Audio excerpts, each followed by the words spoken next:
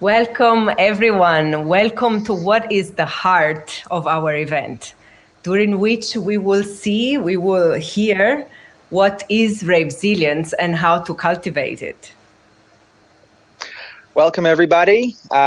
Through the science of optics, telecommunications, satellite sorcery, we are recording this because we don't want to be at the mercy of technological gods.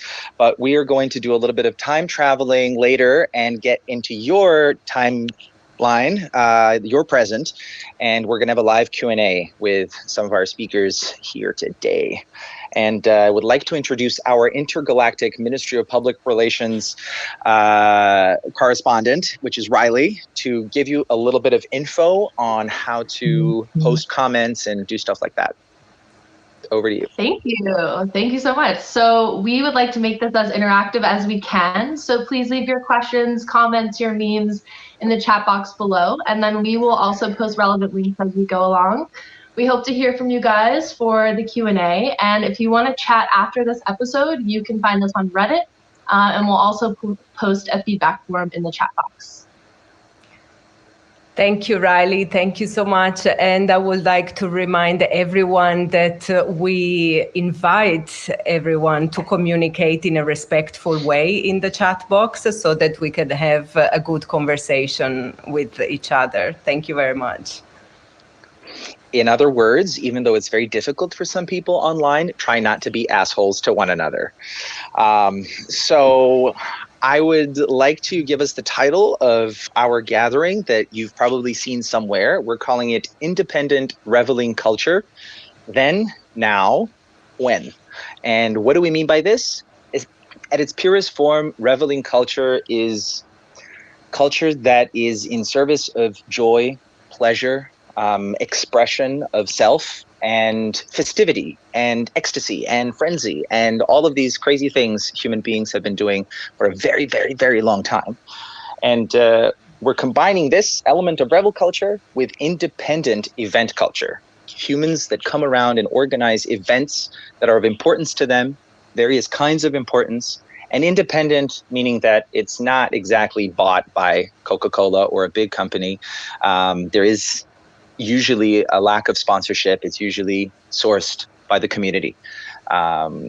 So let's dive in. One thing that I just want to let you know is that we're going to have memes integrated as part of our flow for social commentary. It's the new art form of social commentary like this one. So I would be right now, if this was festival season and in my flat, in stage 2, I guess, probably something chill out. I think this is the vibe I'm feeling right now. So I wonder where you all are. I hope somebody's joining us from your toilets. Also a place that we spend a lot of time at in independent events. And yeah, I'm going to pass this over to Chiara now to tell us a little bit about our speakers. So yeah, we selected our guests choosing from very large independent gatherings or a bit smaller kind of event. And also we didn't limit ourselves to the festival culture, but also we invited someone to represent club culture, something that is with us the whole year and not just a week or two in the summer. And also, we would like to say that this is just one way to represent independent reveling culture. There is many other ways also because these people represent many more people that work for the same project. So there is a lot of artists, there is the technicians. And so let's just go right in and let's see who our guests are. And I would like to start by Tara Medina. She is the co-founder of Strawberry Fields Festival in Australia. Welcome, Tara. Nice to see you. And she's joining us in crazy early time zone. What time is it over there? Right now, we just hit 10 past 2 in the morning. Oh, wow. Okay. So next up, in a more civilized time zone, we have Pamela Schöbes, chairperson of the Club Commission Berlin and co-owner of the Club Gretchen, right here from Germany. Welcome, Pamela. Hello. And next one, we have all the way from Brazil, Marco Element. He is the co-founder of DM7 Bookings and also co-founder of Adana Festival. Welcome, Marco. Thank you for being with us. Hello, everybody. And just to say, Marco is currently experiencing a storm since yesterday in Brazil and in the spot where he is. So there might be glitches and things happening. We are on it, conversing with climactic gods at the moment, at their mercy though. And finally, I would like to welcome Charlie Dolman, Director of Operations of Burning Man, joining us from US, experiencing a lot of political drama at the moment. A lot of political Welcome, drama. Charlie. Hi, hello, everybody. Thank you for being with us, Charlie. And I would like to say that the full bio of our guests is in the chat box, so please check it out. There is lots of links there where you can learn more about their projects and the different initiatives that they're connected to. And so instead of reading the bios, we would like to ask them to share something about what they love about working in the project that they work for. So also to feel in what kind of, what is that makes them come alive by doing what they do. Tara, what would you like to share with us? It's a big question. I think similarly to anyone who works in these independent reveling events, which were so well described before, is that sense of community, and that kind of has a duality to it. It's the community you have with your co-workers and the people behind the scenes who you work with to put together shows.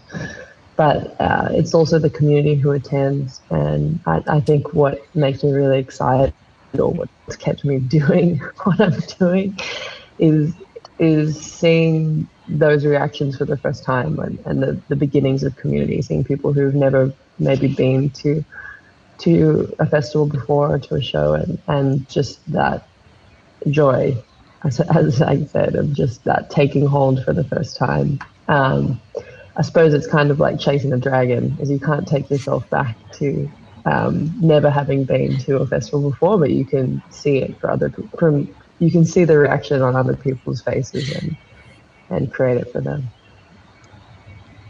All right, so I would say the same question over to Pamela. What do you love most about what you do? So I'm a club owner together with my partner since more than 20 years now, and especially due to the Corona thing, we just both realized why we love doing what we are doing. And it's, first of all, it's because of the music. So we really do it because of the music, for the artists. We love to support artists and see them growing. It's a fascinating thing, and it makes you feel happy if people are getting more and more successful, for one thing. Then the next thing is to experience new styles of music. So because we do a lot of different types of electronic music, for example, but also other things in concerts, and it's fascinating to see how different styles of music can match together and create something new. But what we're actually missing the most at the moment, and this is the biggest part which carry us since the whole more than 20 years now, is to see people being happy in the club. So it's really that the moment when the artist is playing and the crowd and the club is just rising arms because the music is just shooting them somewhere, I don't know. This is the moment where we still get goosebumps from, and this is actually the part where we get the energy from. This is where we are doing it, seeing people getting crazy and getting energy, and it's actually the most thing what we are missing at the moment in an empty club. Yeah, tell us about it. Missing that moment very much. And so, Marco, what would you like to share about this? Well, I think the thing that I love the most is because I didn't choose to do what I do it today. I started by party like everybody else. Then I started to play. Then I started to organize events. Then came the agents and everything. And I start to look for everything with different point of views. I wanted to bring to people what I expect for the organizers that to bring for me, like as a party, as a DJ, as everything. So in a way, for me to work with everything that we do it here, it's my life. It's the way that I choose it. It's the way that life chooses me to do it. It's what makes me happy, what makes me sad, but especially to work as a community, to make something with someone else, you know, to don't make something for yourself, to bring, to construct things together, you know. This is the thing that I love the most, to be doing what we're doing today. Wow, thank you, Marco. What about you, Charlie? I mean, also you are a UK, you are someone from Britain working in the United States. What thrills you about it? So I the same as Marco, and I think many of us, the journey of life brought me to kind of where I am, and there was a lot of serendipity of opportunities arising and just happening. But I think why I do what I do is because of the community, because of the challenges, because of the joy that I get working with all of the family, you know, in the organization and in the community. There was when Larry Harvey was the founder of Burning Man, and he passed away a year and a half ago now, I believe. And we got a lot of letters from people from all over the world. People emailed in, thousands of them actually, and every single one of them said, "You changed the course of my life." And what Burning Man does for people, and what was written in all of those letters, was the catalyst to some major life change, moment of realization, personal growth, whatever the individual version of it was. And that's why I do what I do, because it's really great to help people. It's fantastic, the opportunity to help people learn and grow and be more, whatever that means for them. I would jump in and also answer the question, just because I'm looking down at my wrists, and whenever I'm sad, I can look down at my wrist and see this, and it's just like a little calendar of memories, and it just makes me happy when I'm really sad. And I would like to know what Chiara has to say about this as well. I've been going to Boom since 2004, so this has been really something that has shifted my life to a direction that felt like the direction that I needed to go in my life. So what I like about it is to feel that specifically my role in Boom is curating, co-curating with Ivan now the program of Liminal Village, the cultural area of Boom Festival, is to be able to trigger those conversations and to bring those topics, and to then also, in the time when the festival is not happening, to travel and to look for the speakers and to listen to all the new kinds of all the relevant things that need to be spoken about in this scene. So it's a constant source. It's never tiring and it's never boring. So also this is what I love. It's always this constant discovery and constant possibility to foster those conversations that are important and relevant. All right, so I'm hearing community, music, togetherness, art, joy, expression. All of these things are, there's commonalities in what everybody's saying. So just to say that the area or the field in which we all are connected to, either because of our livelihoods or our life projects or pet projects, it's also something that gets a lot of negative publicity. It's misunderstood or seen as something that is not really serious work. So I'm just trying to say that I think these are quite fundamental things about being human. Things like community and art and expression and joy and dance and movement and healing and finding all of this. So whoever's listening and is already has a total bias, maybe reconsider. So one thing that we wanted to start with is acknowledge that we are going through a bit of a shakeup with COVID-19 and this global situation that has thrown a wrench into the mechanisms of a lot of people's plans. And so I would like to ask, again, everybody to share a little bit about what's happened in your life personally, and also in the lives of your projects or enterprises over these past months. And just to add a little bit of kind of lightness and maybe give you a resonance, we're going to throw up a couple of memes. The first one, let's see if we can get it up there, or will I know if it's up there or not? Technology is not helping me here. It was there. Okay, so I'm gonna for the optically impaired, I will also describe the meme. So the meme has basically a man who looks quite like me, just with more stains on his shirt, with it's his infant son in a room, and he says, "In the olden days when we used to go raving, ... and then his partner is at the door, and she says, "Dave, it's been a week." And I really do remember this moment in lockdown when we were already going through this.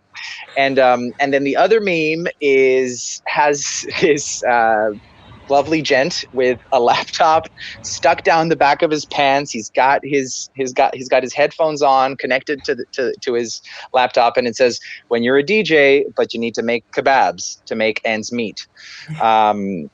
Let's throw it up on there if it's not there. I mean, I'm seeing the other meme now. It's there. But it's commentary about how difficult it has been for artists to continue living. This was the reality for a lot of artists before COVID. It just became a lot more difficult during the pandemic. So I would give the floor to Tara, and let us know how has it been for you over these past 5 months. Sure. I think personally, it's been quiet, a lot more quiet than usual. When things first started to arise, we thought that the smartest thing to do would be to make a few stage gates of saying, look, it's March now. We have an event in late November. We normally launch in June.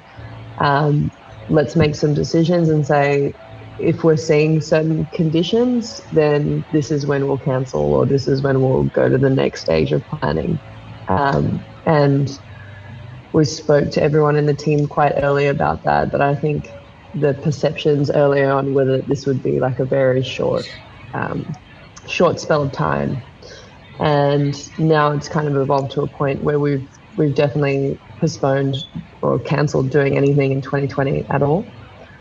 But the Australian context has been quite fortunate, I think, for people who are in a creative community, at least in the short term.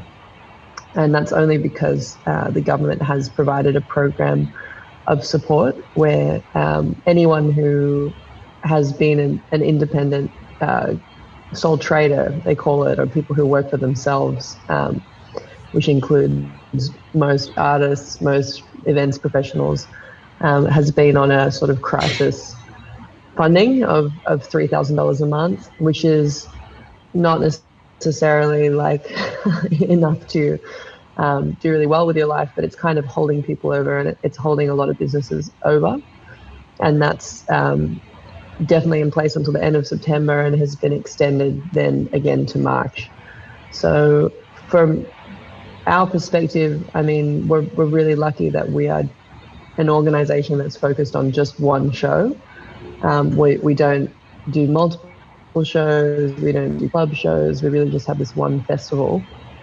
And we don't have any permanent staff. Like, we have some really incredible people who work in our team, but literally every single person has other vocations. They either work on a wide range of shows or they have a different sort of pursuit in life as an artist or a manager in some other capacity. So there's been a safety net, I suppose, provided, which is comforting for the moment. But on an emotional level, I think that there's a lot of people who are tumbling a little bit and really starting to question what the future holds and where their place is in it. Like, is there, should they just be holding out for this pause, or is there going to need to be a big direction change in their lives in what they spend their time doing? And I think that's the scarier part, is we're all like, you know, taken care of for the moment. We take care of each other, but it's that question of what is the long term going to look like. That's the unknown. Many of us share those feelings of uncertainty and let's see what's next. And this is also why it was important to have this conversation that sometimes Ivan calls it like our group therapy session, so that we can listen to each other's sharing the same kind of difficulties and the same sense of uncertainty. And so, Pamela, would you like to add something to this? How were your past 5 months and how were they different from another kind of 5 months that happened before? Yeah, it's really difficult how to start with. I just realized that the last 4 or 5 months were so long and so many things happened. It feels like being in the situation since more than a year now, because we had so much to do and so many struggles with so many things. It's just actually unbelievable that it just has been March when all the shit started. So where to start with? When we got the sign from our local government that we are not allowed to open anymore, that was actually the point where we club owners in Berlin realized that we definitely should not open anymore, because we realized that it's too dangerous inside the club. So we were looking for solutions. How can we stay closed? And how would that work? Because of course you have some contracts with artists, with agencies. How can we deal with that? But then the government also decided that we have to close because it's too dangerous.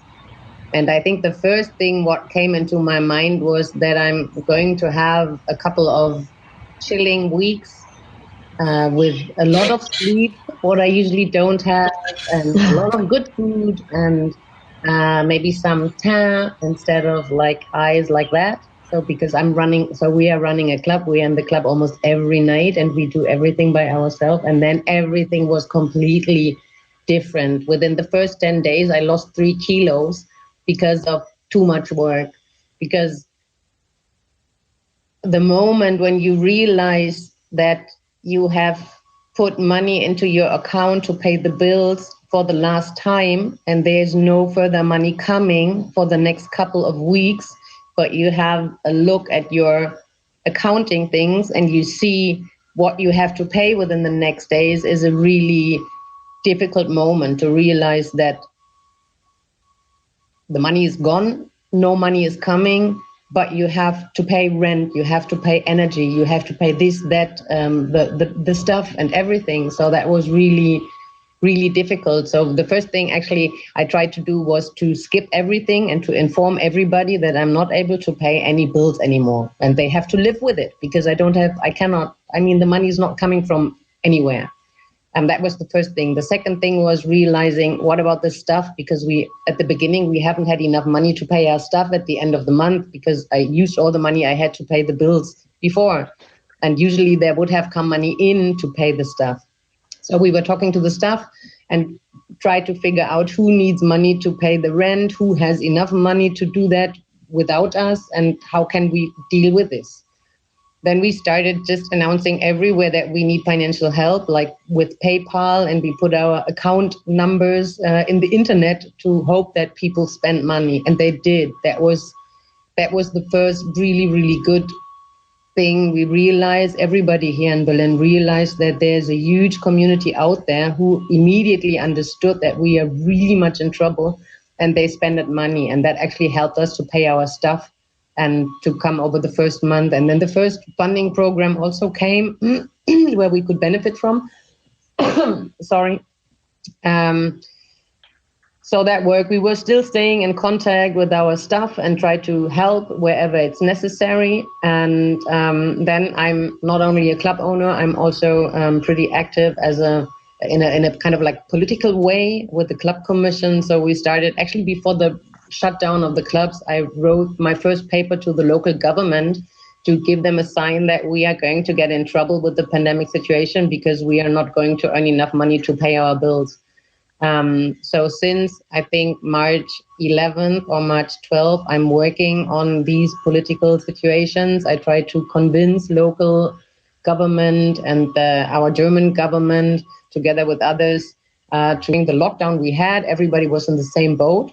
But now, more or less, all the other people in other industries or whatever, they could start slowly doing something, but we are still closed. So we are the first ones which were closed by the government, and we are still not open, and we are definitely going to be the last ones, and nobody knows when it is. So we also expect at the moment that we have to stay closed for the whole year.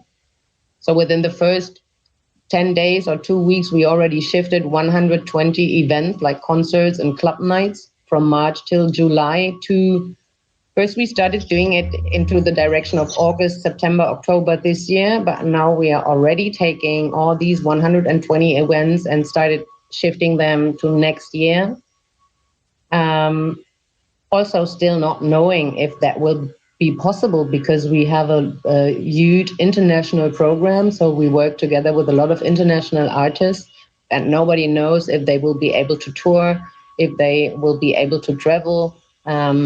So it's, I don't know, it's the situation is really, really difficult, but it's not that I'm not having to do anything. It's the opposite.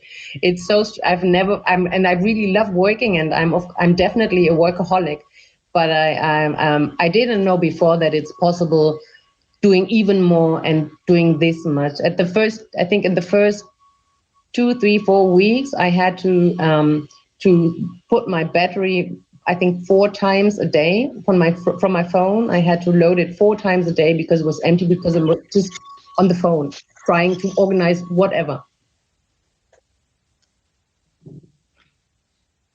This was totally true for me at the same time in like April, when I had my friends going, oh, but you work, like all your events were canceled. You must have like a great time off now. And I was like, yes, exactly that. We're not scrambling to come up with alternatives and going nuts with 10 times the workload. It was crazy. I mean, also with Chiara, we didn't know when AM and PM was anymore. So yeah, it was definitely not time off, which is why we're going a bit cuckoo now at the end of July. So I would also like to acknowledge that in Europe, nevertheless, we have it pretty easy compared to some other parts of the world. And Marco, give us a little bit about the reality in Brazil.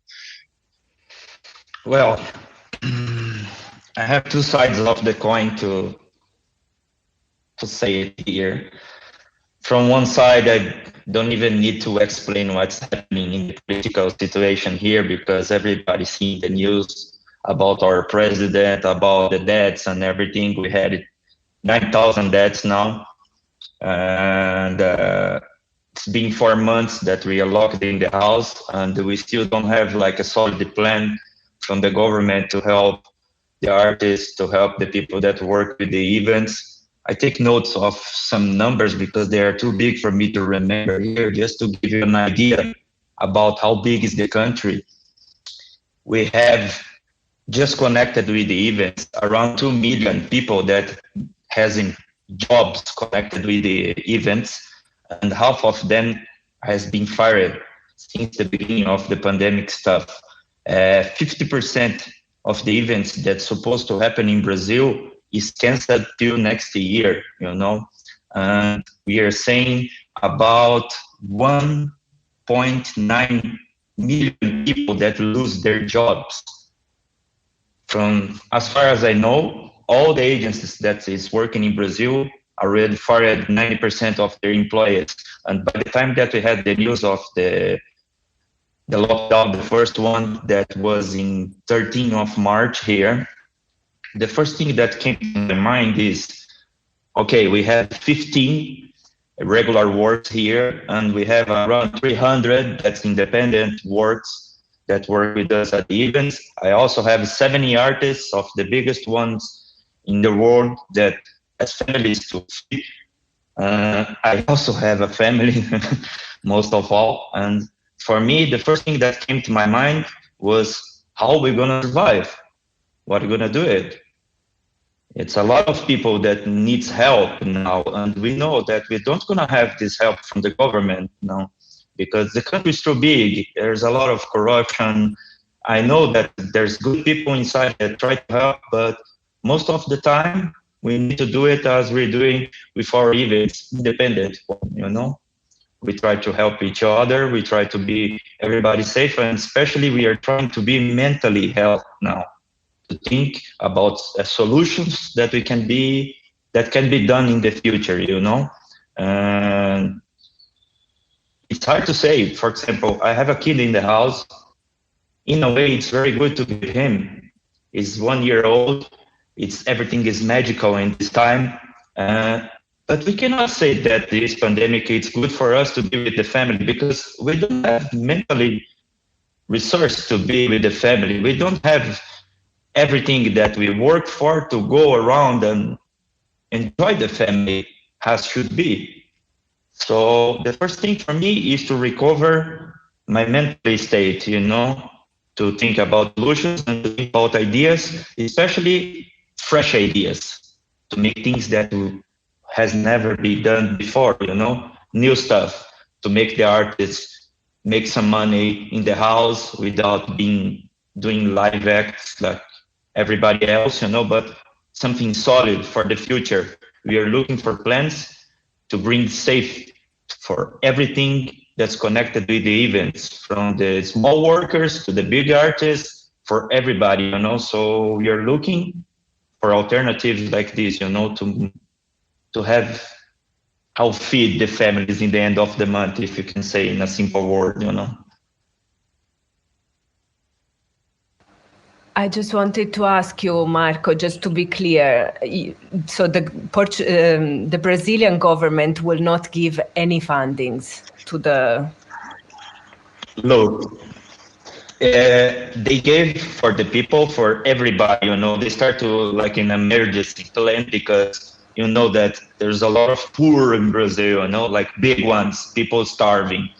So they gave 600 reais, which is regular to make the supermarket in the end of the month, let's say, for most of the people, you know, but not everybody. But for connected from the artists, they still making plans at the Congress how they're gonna help them. But again, with the numbers that I make the research here, with this big number, there's nothing that you can do it, you know. It's a lot of people. It's impossible to help everybody, you know. I can understand this point as well, but yes, we don't have any help from the government, nothing. Thank you, Marco, for sharing that. I remember the first time we talked about this with me, you, and Ivan. For me and Ivan was also an important reality check point where we realized, where we could touch practically what is this differential of privilege that exists in the underground scene. So even if we are one big family, there are these differences, and they can impact the life of different creative projects in very different ways.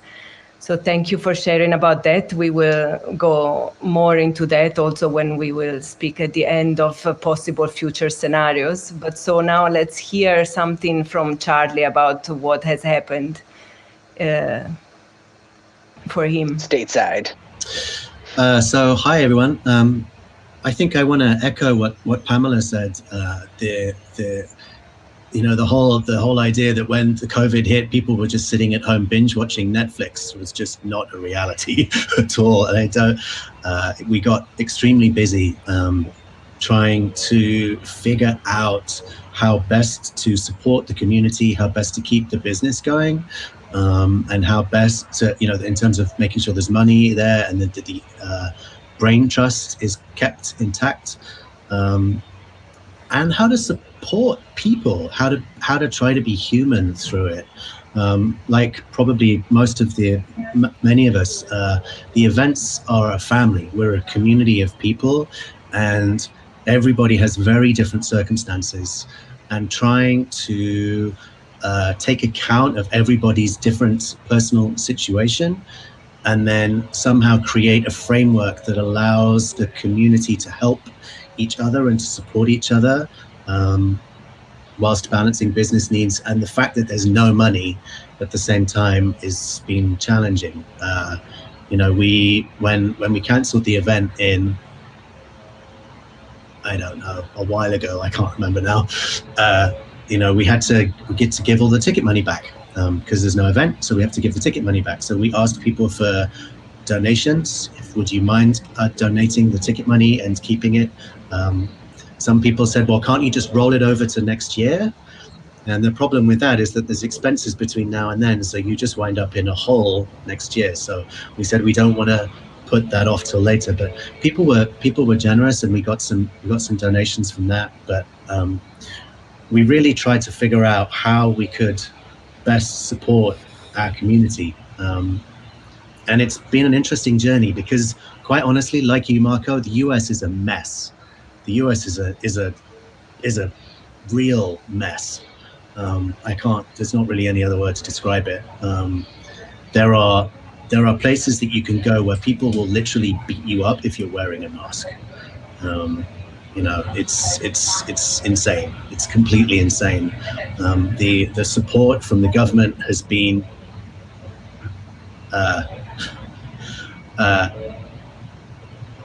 from my own personal perspective, has been bizarre. I appreciate the $1,200 check, but a one-time $1,200 check is signed personally by the president is not that helpful, or at least has a very limited time impact. And as of next week, the extended unemployment benefits are going to expire. So, because the Congress of the United States has yet to figure out what happens after the end of July, which was the initial kind of first phase that they thought. So as of next week, some 25 million people will go from $600 a week unemployment benefit to $200 a week unemployment benefit, which is going to have a profound impact on a lot of people and businesses and housing and homelessness and all the other things. And so, it's funny, we love what we do and we see the value of it, but we also recognize that on the one hand, the work we do is more important now than it's ever been because it provides that kind of light and hope and connection and joy. But on the other hand, Maslow's hierarchy of needs, this stuff, like, people are trying to literally just feed their families and keep roofs over their heads. So how to kind of balance making sure that the basic needs are taken care of, and what we do, which is really kind of a higher level, it's a privilege for in many ways of thinking about it. And so it's how to be sensitive when you're trying to raise money to keep your business together with the fact that people are struggling to pay their rent. So it's been hard. You said the weeks feel like months. Yeah, and months feel like years. Yeah, it's a real thing right now. We just had schools have all been shut again through. Well, they've initially said it's going to be 4 weeks, and we're all just being like, 4 weeks. That's never going to be a thing. They're going to be shut through Christmas, so at least. Yeah, it's a lot. And for many of us, this is my first year in 20 years, at least 20, 25 years, without an event this summer. So on the one hand, it's like, oh my God, time and space, but we can't go anywhere and no one's got any money. So yeah, it's not a recipe for happiness. What are you going to do with this first event-free year and limited resources?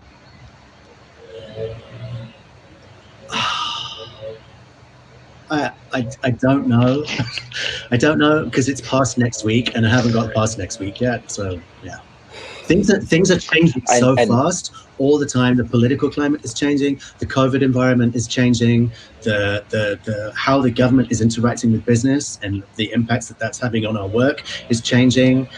We're still in the process of, with Burning Man, trying to deal with the problems that we have with the federal government. So that is also a piece of work that's kind of ongoing. So there's just a lot of, so I've got 10 days in my calendar. And after that, it's a guess. And that's a big take-home message that we're all, and this is again the group therapy part, because we're all seeing that we don't know what's going on. We can't really plan much. My answer to the question that I put to you is the same.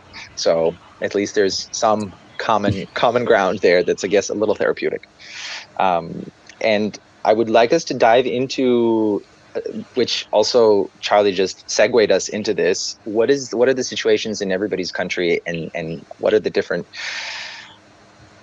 obstacles? Maybe what's the major obstacle that the independent scene, if there is an independent scene or an independent underground scene in your country, funding or regulations, or what is happening with the community? Is there fragmentation? Is there solidarity? But like the main point for you guys, and I'm going to also put a little meme up, not me, but our tech wizards. So the first one, which is one of our personal favorites, has the CDC, the Center for Disease Control, announces no more nightclubs until there's a vaccine.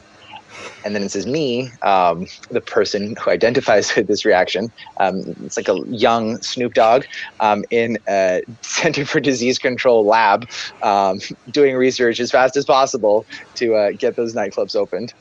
And the second meme has the government announcing that open air parties may be possible, because it's been gray zone up until now. And then there's the reaction from the Berlin clubs, which the giant crane removing the roof from Berghain in order to turn it into an open air venue. So just a little bit of juice and inspiration. Yeah. So maybe I start, because I didn't reply to the first questions, because I actually wanted to say something about Boom. And so I'm going to merge the two questions and also share a bit about what's happening in the Boom reality. And so the event, we decided to reschedule the event at the end of March. And so yeah, since then, I mean, also I share personally that it has been a lot more work. At the beginning, I also thought, maybe now I can relax. And it was a lot of planning and replanning and imagining different scenarios and trying to do this exercise of looking into the crystal ball and trying to figure out what's going to happen in 6 months or 8 months, and how Boom could still be relevant for our global community. And so first of all, of course, we took care of the legal process of how to reschedule, taking care of the rights of the boomers, but then also to take care of the workers that were about 100, the long-term workers that were working in that moment. And so for that, we could benefit partially from the layoffs organized by the Portuguese government. And for those who could not benefit of those layoffs, Boom itself provided for some financial support. And so after that was taken care of, then also we moved into organizing different kinds of initiatives, and we started live streaming music on a weekly basis on the Unite platform to support artists and labels, but we also started a series of different cultural inputs through the PodQuest series curated by me and Ivan, but also through a series of bi-weekly interviews that are called Boom toolkit for COVID-19. And also we just actually kickstarted the Boom Bazaar, that is a way of using the Boom Festival website to create a trading platform where the small community of people that live on making handicrafts, that usually their main source of income is through selling at festivals. So they can use our platform to sell. And also it's a chance for us to experiment with conscious trading. And on the side of, like, let's say the backstage side, as soon as the lockdown was eased, we could have a small team of people in the Boomland, lucky them, and they went on with fixing the infrastructure, getting it ready for hopefully 2021. So toilets, showers, piping, and this was all taken care of. And then we also took the time. This is one of the opportunities, I have to say, that as festival producers we had, to have more time to think about how to downscale the production process and the whole building of structures, how to reduce resources, how to optimize also manpower, and to understand how to streamline the whole production and building process in a way that is more efficient, more sustainable. And this, I guess, was one of the good things about having this time off. And so, yeah, in terms of the situation in Portugal, it's not a particularly rich country, so also the cultural side of the economy is suffering at the moment. And but at the same time, especially in Portugal, the local economy actually is quite relying on large-scale events. If you think about the football games, for example, the same amount of people that fills a stadium is the amount of people that come to Boom. And so we are also collaborating at the moment. So there is a push on the side of the government to create regulations and protocols for these large-scale events to happen. And so we are in talks, for example, with a high-profile scientific foundation in Lisbon to create testing protocols so that we can figure out ways, systems to create safe, large-scale events. And so this was possible also because Boom is 20 years old. And so we've been building up our reputation as an important international event in Portugal. And so that we can sit at that table and co-create the new regulations also that would respect some of our values. So I tried to be short.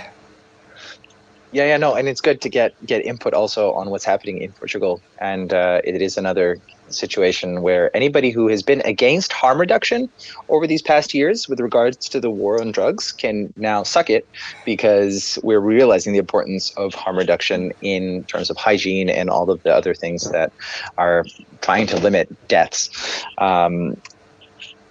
Conspiracy theories aside. So I would also like to pass the mic to Tara, and to get us a little bit deeper into the Australian reality and strawberry fields specifically, what's been going on. I think we kind of sit at the pointy end of regulations, being a multi-day camping festival in a remote location, where it's predominantly people from outside that location coming to it from capital cities, from other states, from overseas. So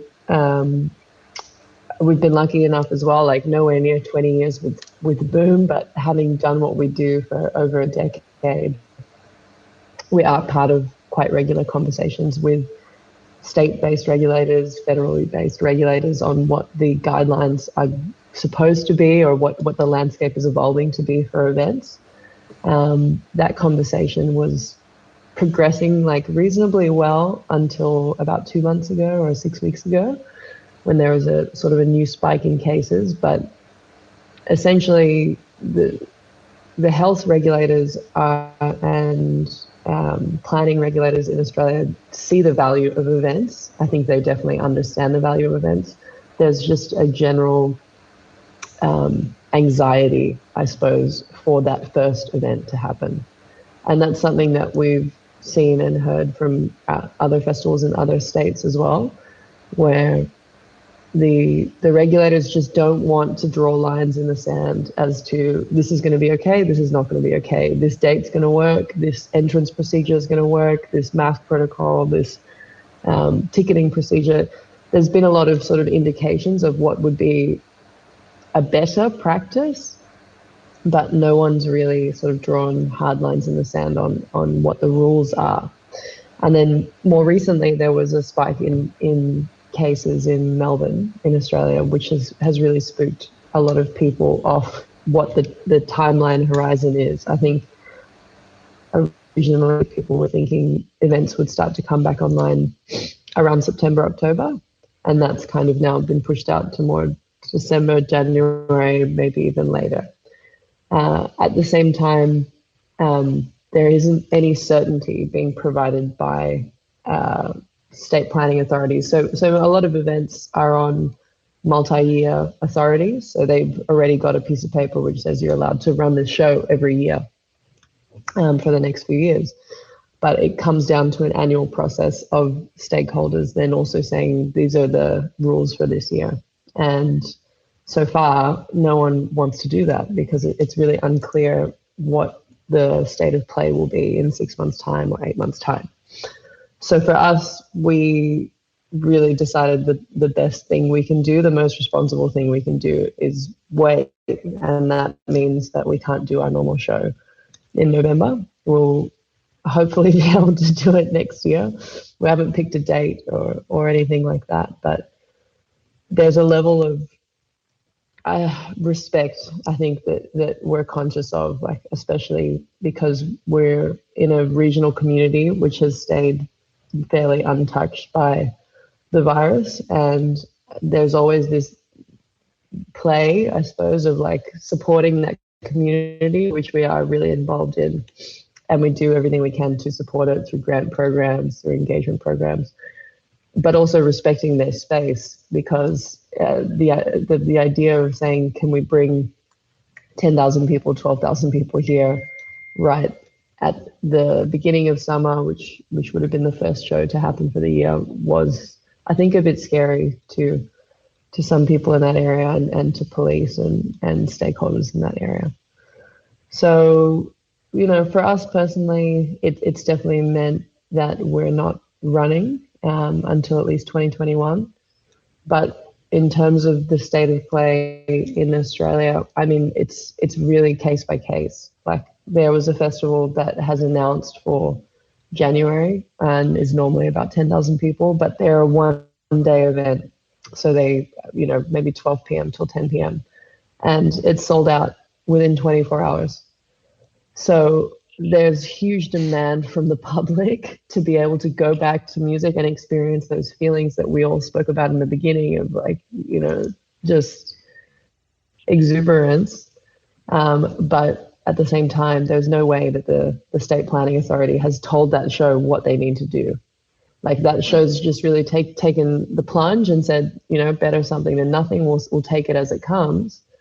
But it's still really unclear what the rules are. And then a lot of different concepts have been thrown around as to the rules being quite manageable versus very extreme. And the other thing is insurance. So obviously it's impossible to insure a cancellation at this stage related to COVID. So any event is really taking that risk now on a huge scale. Well, maybe we're also just now putting a hole in the insurance industry as is, which is also deeply problematic. But also in relation to this, Pamela told us last time, if social distancing rules are to be kept in a club like Gretchen, how would that work in practice? Yeah, it's for the club owners. I think it's a different situation as for festivals, although it's actually the same situation that everything is cancelled. But So here in Germany, we have the rule right now that club indoor is not allowed. And we already got a lot of signs from various politicians that they will keep the rule of that people have to keep social distance with 1.5 meters. This will stay a long time with us. So this social distance thing, 1.5 meter, one person to another person, will go with us for a couple of months. And even if we would have get a permission to open indoor, this is what Ivan meant, is we can put 36 people in our club, and we usually have between 400 up to 800. So I think you don't have to a degree of A in mathematics. Everybody can see that 36 people, that will not work financially on the first hand side. So we are not able to help the club survive. And of course, it's also the atmosphere. 36 people in a big room like this is going to be pretty strange as well. So the situation here is that when the lockdown came, we immediately started thinking about things like exit strategies. So what can we do with the clubs to get out of this? What can we do that we are able to open the club again and be safe with the virus anyway? But then everybody learned 1 week after another something new about the virus. So we realized the situation with the breathing and I don't know the word in English, but here it's called aerosol. So when you breathe, you are distributing the virus much more, especially inside, so it stays in the room. So we realized, okay, the virus is going to stay in the room. We have to wear masks, you have to have the distance. And we were circling around and trying to find a solution how to reopen again. And I think after 2 or 3 months, we just realized, I mean, we knew at the beginning, but we were really trying hard to find something to make the club scene survive. But we need to come to the end point that it's not possible to open and to have club culture as long as we have the situation with the 1.5 meter distance, because it's not working financially and it's not working from the atmosphere. And this is different to the outdoor situation.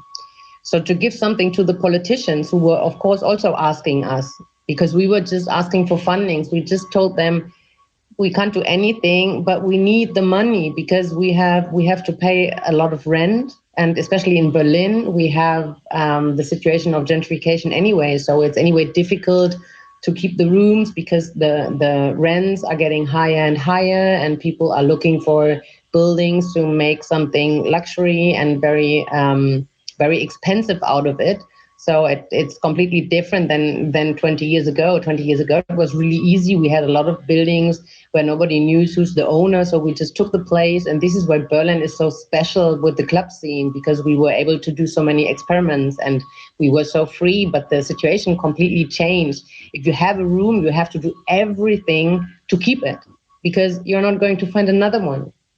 So this puts another pressure on us, because when we are not able to pay our rent, we are going to lose the room and we are not able to find something else. So this is the really bad situation. This is where we are really asking hard for fundings.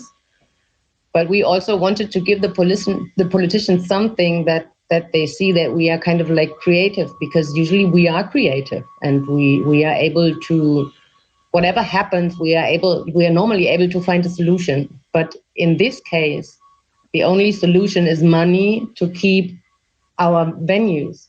And there was and there is still no way to make money out of whatever. But we realized that the outdoor situation is something different, and that it's not so dangerous outdoor. So we started talking to the politicians that they should help us to explore areas within the city that we are able to present something for the community. So funny wise, the politician thought, and I guess they still think they want to help us because they also help us making money. But of course, it's not all the clubs are going out now and do an open air situation, and especially you cannot make money with it. But the idea, what we have as club owners, also like collectors or promoters, we really want to do something for the community because it's so necessary. We can see it in Berlin. We have a lot of illegal raves now in the parks. What is totally understandable, but as it's not organized and no one feels responsible for it, it's just people just meet in the parks and they just rave, and when they are tired they go home, and they are not having this responsibility what a promoter usually has or a club owner has. So I mean, we are used to taking the responsibility. We know that we have to organize everything around, but at the moment there are sometimes thousands of people in a park, and they bring their own boom boxes or whatever, even some bigger sound systems. And when they are done, they are just going home. So there are no toilets, there are not enough waste bins, nobody is cleaning up. So kind of like the situation in the parks is a little bit ugly at the moment for the other people who like to use the park during the daytime. So we hope, and this is what we are actually working on it together with our local government in Berlin, finding places everywhere in Berlin where people can make legal open air things, some without entrance fee, just to present something, to give the community the possibility to go out. Others with the ticket situation, whatever. So we're actually starting with this now. And there's a lot of people like to do something, and I think we all are doing it because of the community. We already figured out in this talk. And I think we all know why it's so important, that there are so many people out there who really need the nighttime to get energy, who really need these kind of situations to get in contact with other people. They really need to have a break from their maybe boring daytime. So this is all those people. It's not just partying, it's they really need it. And I think this is something it's the moment to realize it better than earlier before, I think. So for everybody, for us as promoters, as club owners, festival organizers, it's kind of like, I think for me, it's also a good feeling to realize that of course, I knew that I'm doing something important. Everybody knows. So, but the feeling is getting deeper. So, and this makes me a little bit happy and a little bit proud, maybe. And there are a lot of politicians here who also see it. I mean, there are a few stupid ones who say they're just going to rave, but there are a lot of people and politicians who realize that we, the nightclub owners, that we are the one who are usually taking care of all those people. So we are the ones who are taking care of them. We invite them. We have an environment, and we are just handling them and like handling them like babies, So we just putting everything around, and they come into our house, and we took them from the streets. And this is actually something good if you really want to take something good out of the whole situation. I think this is something what we can all take with us, that we realize now how important it is doing things like what we are doing. But of course, the situation is a mess. We are still to the funding situation. We got a lot of different kind of fundings, but it's really complicated. I think Germany is well known for its bureaucracy. And this is actually a mess, but I know, and I'm super happy. I know that we are in a very, very good situation, although everything is complicated, but better having something complicated and waiting a little longer instead of being, for example, in Brazil, and I think in America, or maybe India, or wherever, where the government is not taking care at all. So I think we have the possibility to somehow survive. Thank you, Pamela, for stressing that part of the story that also help us to then now pass the word back to Marco that can share a bit more about the situation in Brazil. Well, from one side, they make it simple now. We're in the middle of the hurricane now, but they Literally, even also say, today. yeah, both of them. But they even start to think about regulations for the events. They make it simple. They canceled everything for this year till the carnival in February of next year. Everything is canceled. They're gonna be events after the vaccine. That's it. There is no other way. It's the way that they choose it. In a way, I think is the right way because with the corruption, with everything that we have in the country, with the big mass of people that we have, it's impossible to create regulations that can be done in months, weeks. I don't think it's possible. So, for example, yesterday we postponed the festival that's supposed to be the New Year's Eve. But there's one good thing that the government did since the beginning, and not only for the events, but to save some companies, for example, like airline companies. If you have like a ticket that had to be postponed for next year, you need to give the ticket back. You don't need to make the refund of these tickets. As soon you make the event 12 months later, the end of the pandemic stuff. And also we postponed the festival that's supposed to be at the end of the year for next year, which in a way for a lot of people, it's a damage because we have Universe Parallel in the same time here, each 2 years.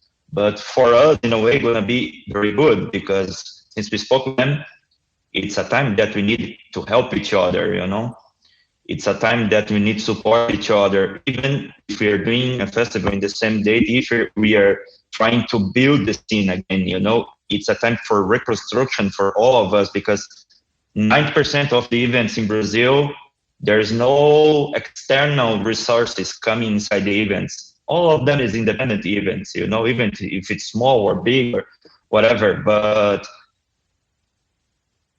I think it's hard for us. We are always trying to be like a guru here to try to get the future. But it's hard for us to think what's going to happen with all of them. I think most of them will be closed, will not happen anymore. And different from Berlin, here, 99% of the market, it happens like open air, in a big places and with a lot of people. Like more than 10, 15, 12,000. We have events like that every weekend. So I think for us, the safest thing now is to back when it's normal again to work, when it's safe again to work. And that's it. I think this might happen like minimum March next year with possibility to be in May. And that's what authorities are saying for us. That's the reality in front of us as well, I also think that this year it's done for us, But like on a practical level, day to day, so that people don't really get hungry, if they're really not able to earn money, what is happening? Are people just relying, like families coming to live closer together to get like more density, fewer apartments? Is there going to be an increase in crime? Because I know that that's what would be on my mind if I am not able to. It started already. I'd be like, all right, let's. It started already. Okay. It started there's some states that the criminality, we can say, raised 30% from last year. They start to check the numbers now because look, the economic situation here is a disaster. The dollar jumped from 3 to 6 for one. The euro is almost 7. It's like, wow. Just to give an example, to bring 2 international artists, the small ones, for the guy to take 1,500 euros home here, I can buy a car. It's impossible, a teacher, a cop, they take like the minimum salary here is not enough for them to give money for the kids to go to the party. And we need to face the reality, because the average of the ages that the people go to the party here, 70% they're young. They're from 18 to 25, you know. So they don't have regular jobs. They're still students. So that's the engine of the events here. Now is the young ones, and I know that they don't gonna have money to go to the parties. We don't gonna have parties enough maybe to feed all the big mass that is expecting, that needs to go rave every week, let's say, you know, mentally. Or so the criminality, the companies, is a big disaster, you know, but especially it's a time to reinvent ourselves, you know, to start it again.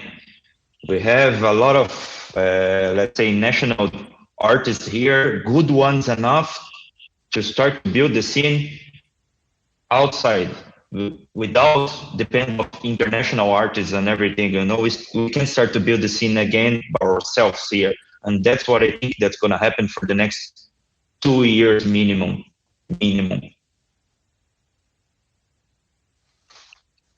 Well, I think reinventing is something we want to focus on in the time that remains. But before, I would just want Charlie to give us the input on what's happening in the United States of mayhem at the moment. And I love that, like, a man with an English accent is giving this, like, the social critique of the U.S., because it's like the forefathers. It's like just George Washington being super disappointed in how things turned out. Well, and some people have said, well, why don't you leave the US and go back to the UK? And yeah, that's a whole other conversation. So here, I mean, so we all know that events have been put in phase 4, the kind of last stage of opening. With regards to Nevada, where the event is, there is nothing yet. Everybody's dealing with right now. The ability to foresee into the future is small, and there's no official guidelines coming out about how you would run an event. There's all kinds of things around. You've seen from the CDC various things about opening schools and all other things, which again are also changing by the week according to the political wind. And you can extrapolate how those might be applied to an event.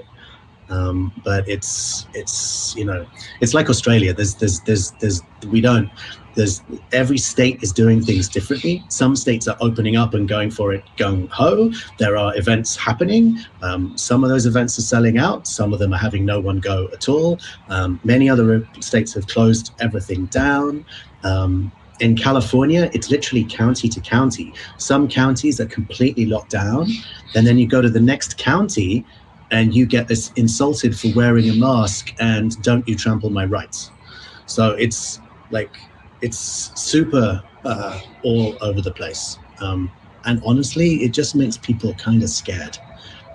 People are either scared for their rights being trampled, or they're scared they're going to die from COVID. So there's this kind of polarity of where people are at, and all the phases in the middle. In terms of government support, there's been a government loan program. I think it's interesting to see. It's probably not a huge surprise that many large mega corporations were able to scoop up a lot of money. The Catholic Church, bless its cotton socks, managed to represent each church as an independent small business. And so they snapped up hundreds of millions. I have no idea. I can't remember the number. Very large as a business in trouble. And what happened for many people was that the regulations around the terms of the loans were so complex that people wound up just giving the money back. And at one time, the program was receiving more money back than it was paying out, because people were just like, I don't want to take that loan. I don't understand what's going to happen to me at the point whenever that, like, it just was too complicated and not understandable. So there's still money left in that fund. Businesses are going out of people. companies are going out of business and there's money left because it's too complicated. So that tells you where the government support is at. I think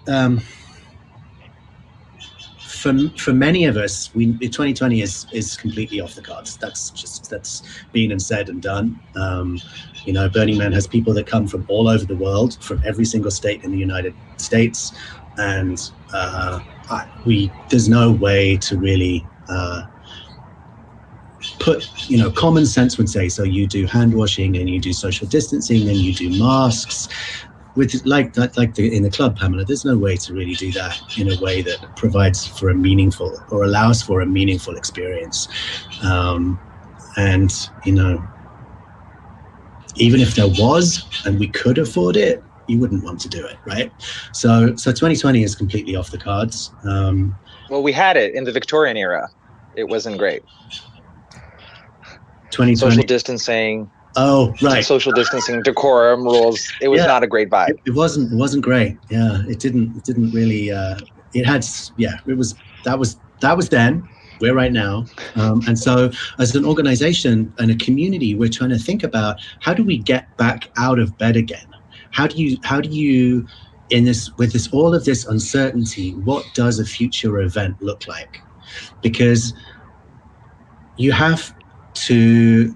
So with Burning Man, we have all the work that we do as an organization, and then we have all the work that the community does to bring all of the stuff that they bring. We have thousands of groups bring things from all over the world, and they spend months and, a lot of their own money planning together and coming together and generating stuff and building things to bring. So we have to not only figure out our own ramp, which is about, a 5,500 person organization with about 15 different government agencies and permits and a ton of legal compliance and, very complex operating systems, how to get all that up and respect the people at the same time. And at the moment, it's a challenge because how could you leave the decision as long as possible, but invest the money that you need to get off the ground? And where does that money come from if you know that you might have to cancel and give the money back? And when you know that some operating processes take over 6 months to spin up, some of them take 9 months because of the size and complexity of them.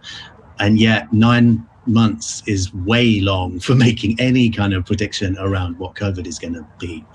And so, we're trying to imagine what the on-ramp to the event looks like.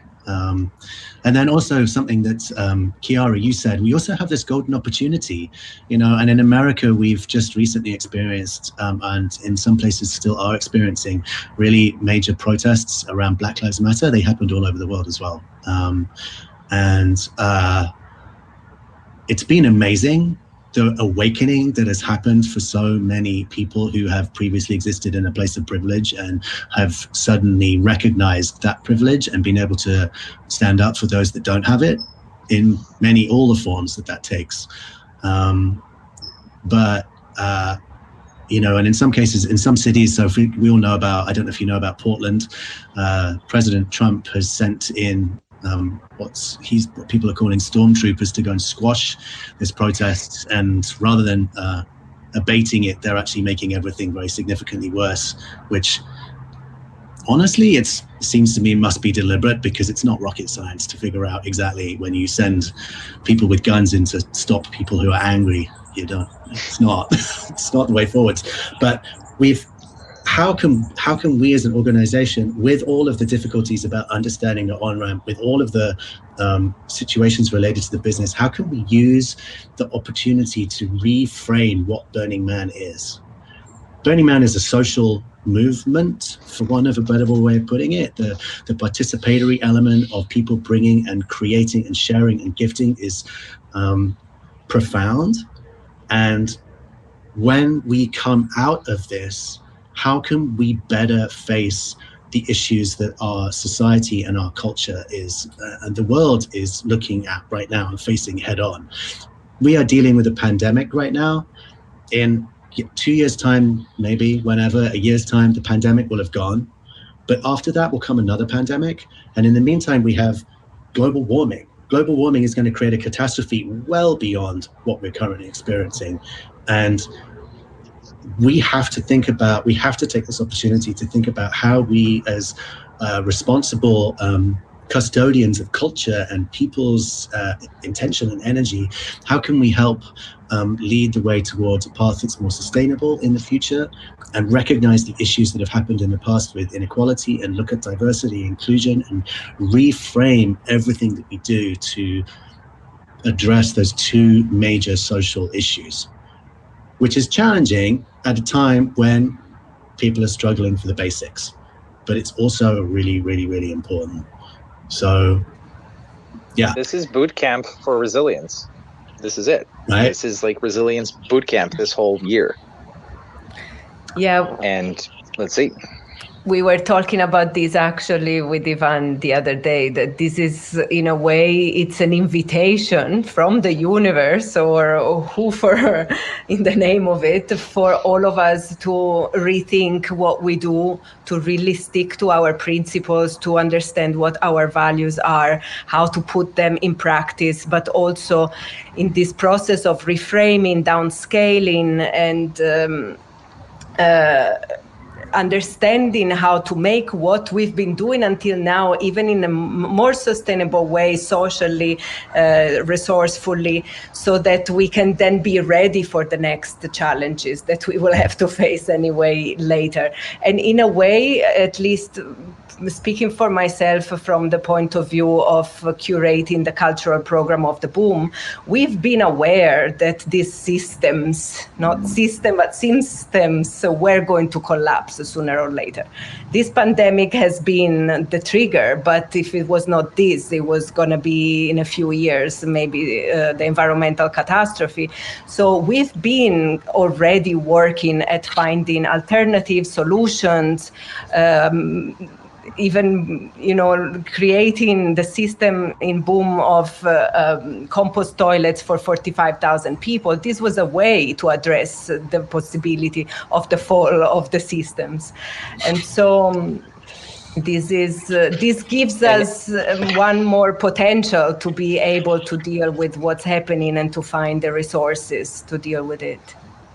Ivan. And one of the things that Charlie also mentioned about the police, peak moment in June, a potentially illegal gray zone party was being thrown in Hassenheide. It was one of the first ones before they started getting really messy. And when the police came in... Hassenheide is a park in Berlin. The police came in and the whole crowd started chanting spontaneously. Everybody kind of joined in with dun dun dun dun dun dun dun dun dun, Imperial March from Star Wars. And it was an amazing moment of solidarity of like, hey, no need to come into the space like horrible crimes are being committed. People are just dancing and having a good time. This is also radically reframing how armed officers are coming into a space. It's a bit surreal that like how people are being treated as criminals when all they're doing is really trying to have fun, even though maybe some things are being violated in a space where laws are not very clear as well, which also needs to be taken into account. So yes, we're radically rethinking things. And Pamela's point about now going through this, something that's been taken away, you realize it's worth. And for me, this is an essential part of my being. If it's taken away, I feel sick. And the point that a lot of people have raised about mental health is that, yes, this is not just raving for people. For some people, it's therapy, real, deep, soulful therapy, because the world is a scary, disconnected place. And these are like moments that really sustain you to keep going on and going, and being a productive member of society, going onto your laptop and doing work on Monday because you've had that release. Okay, now I'm going into like rant mode. So before that happens, last set of memes, and just get like opening up the conversation to the future, because you've all already been taking the conversation there. So our first meme from the last batch is we have the little boy from The Sixth Sense saying, "I see bedroom DJs live everywhere." because we have been relying on streaming. That's all that's been available pretty much up until now. The next one is just a block of text that says, I was playing at venues at 20% capacity before it was cool. Definitely made by a DJ. And the last one, we have 4 people in hazmat suits, like really overkill style, with a footnote that says clubbers in 2021. So like some visions of the future, not great. But yeah, let's talk about the future and see if, what are we forecasting? What do we want it to look like? What do we want the independent underground scene to look like if we had the choice? And I guess we'd start back at the beginning with Tara. Sure. I mean, there's so many things I could talk about now, but I'll try and dwell on a few. I mean, what do I want to see? Personally, I think that it's a really valuable opportunity to hit the reset button in the way that, like, the music community, not just in Australia but internationally, collaborates and supports one another. Like, I've definitely seen over the 12 years I've been doing this, like, a big shift in the commerciality of the space. Even in an independent community where we don't have corporate sponsors and things like that, there is started to be such an explosion of festivals globally, so much more competition, so much more hype around artists, that the process of negotiating and all these other aspects of creating shows has become a lot more cutthroat. But during the pandemic, I feel like that's shifted and it's become a lot more, we're all in the same boat. How can we help one another? We've had agents from overseas that previously were fielding millions of different inquiries for their artists from Australia, now contacting us and saying, look, the landscape's changed. Like, this strict bargain offer contract sort of cutthroat mentality, like, let's put that aside and actually just keep an open conversation about how we get artists playing music in your country again. And that's really refreshing. So to look forward and hope that we can sort of support each other more as an ecosystem rather than be adversaries is something I definitely look forward to, for sure. But reimagining the paradigm, I mean, in the short term, which could be a year, which could be 2 years, we're definitely thinking about alternative models to continue to play a role, even if the normal format of show that we've put on is prohibited. So, one way of doing that is we have a permanent venue, which is beautiful, which has a lot of infrastructure and is a large outdoor space, and has art installations already there, has, food stalls and composting toilets and all these things installed.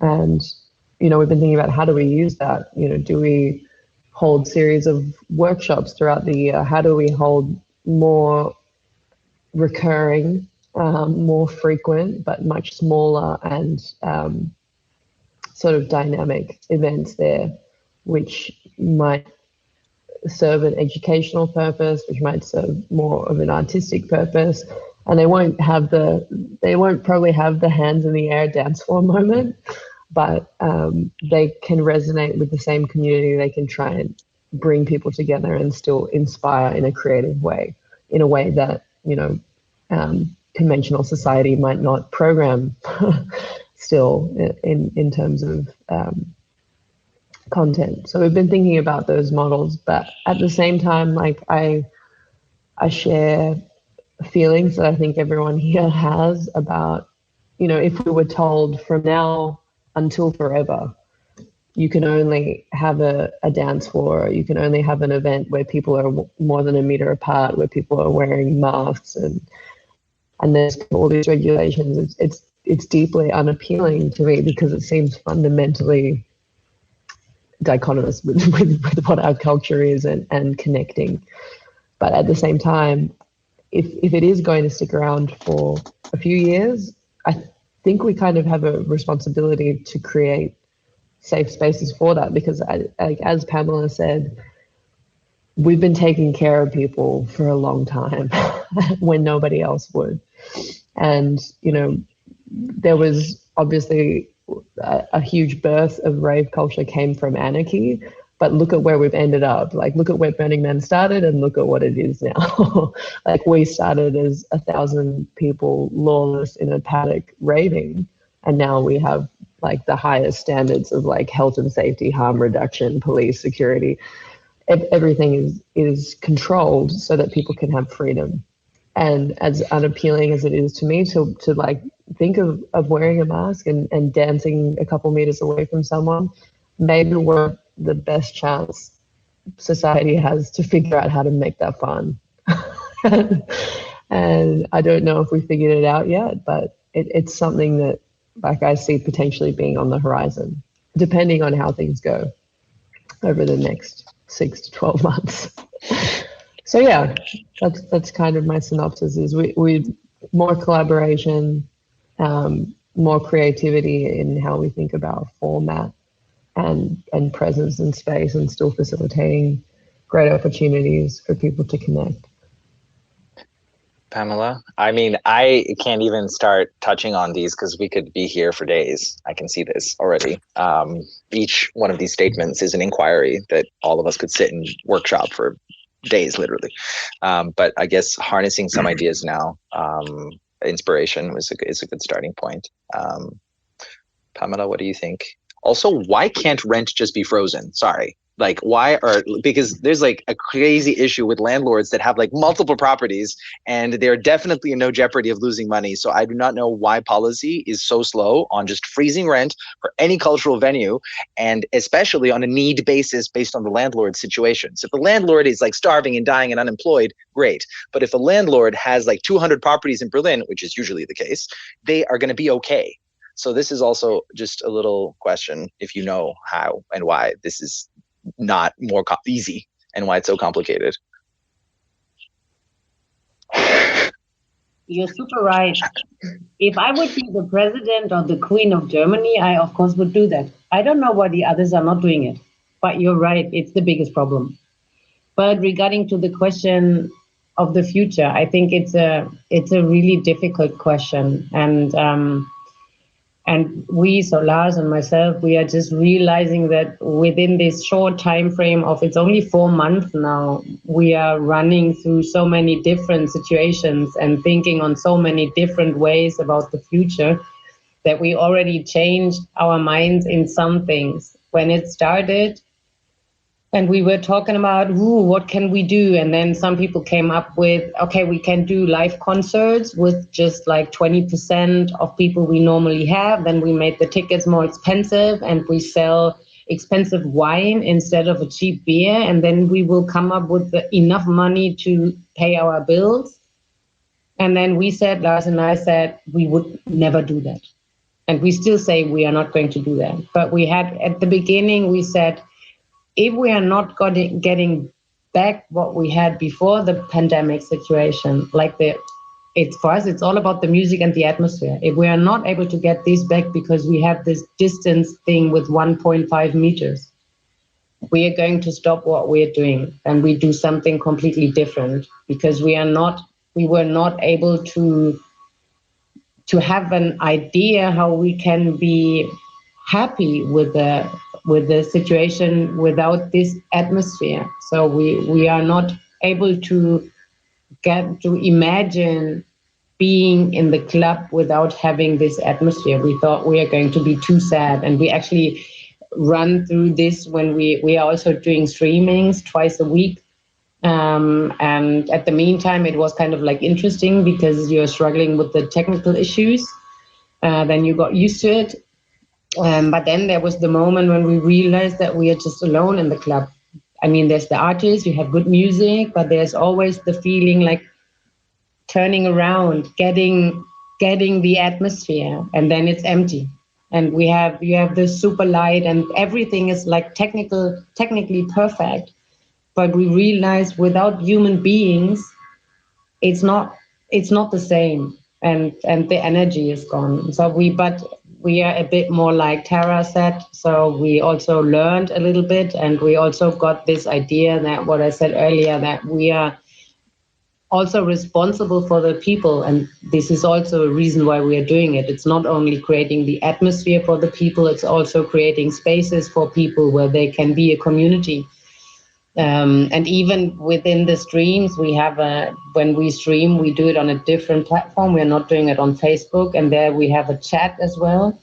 And especially on Thursdays, they're always the same people. And I think it was last week where we found out, when we were chatting with each other, that those people who are in the chat, they said it's a therapy. It's their therapy session, being with us every Thursday from 8 till 9:30 in the internet together. But they do it together because of the music. So it's kind of like the same situation that we usually have in the club. What for us is, what I think in the future will bring, is that we all have to be more focused on local artists because of the travel regulations. This is, on the one hand side, it's a good thing that you are, I mean, we also always support local artists as well, but as Berlin is such a huge club scene with a very, very high international standard, you're also kind of like forced doing something international. So we have to all go back probably more to the local artists, which is on the one hand side good. In our situation with Gretchen, we are doing a lot of international bookings, but not especially super big names. We try to support international new styles of music which are coming from other countries.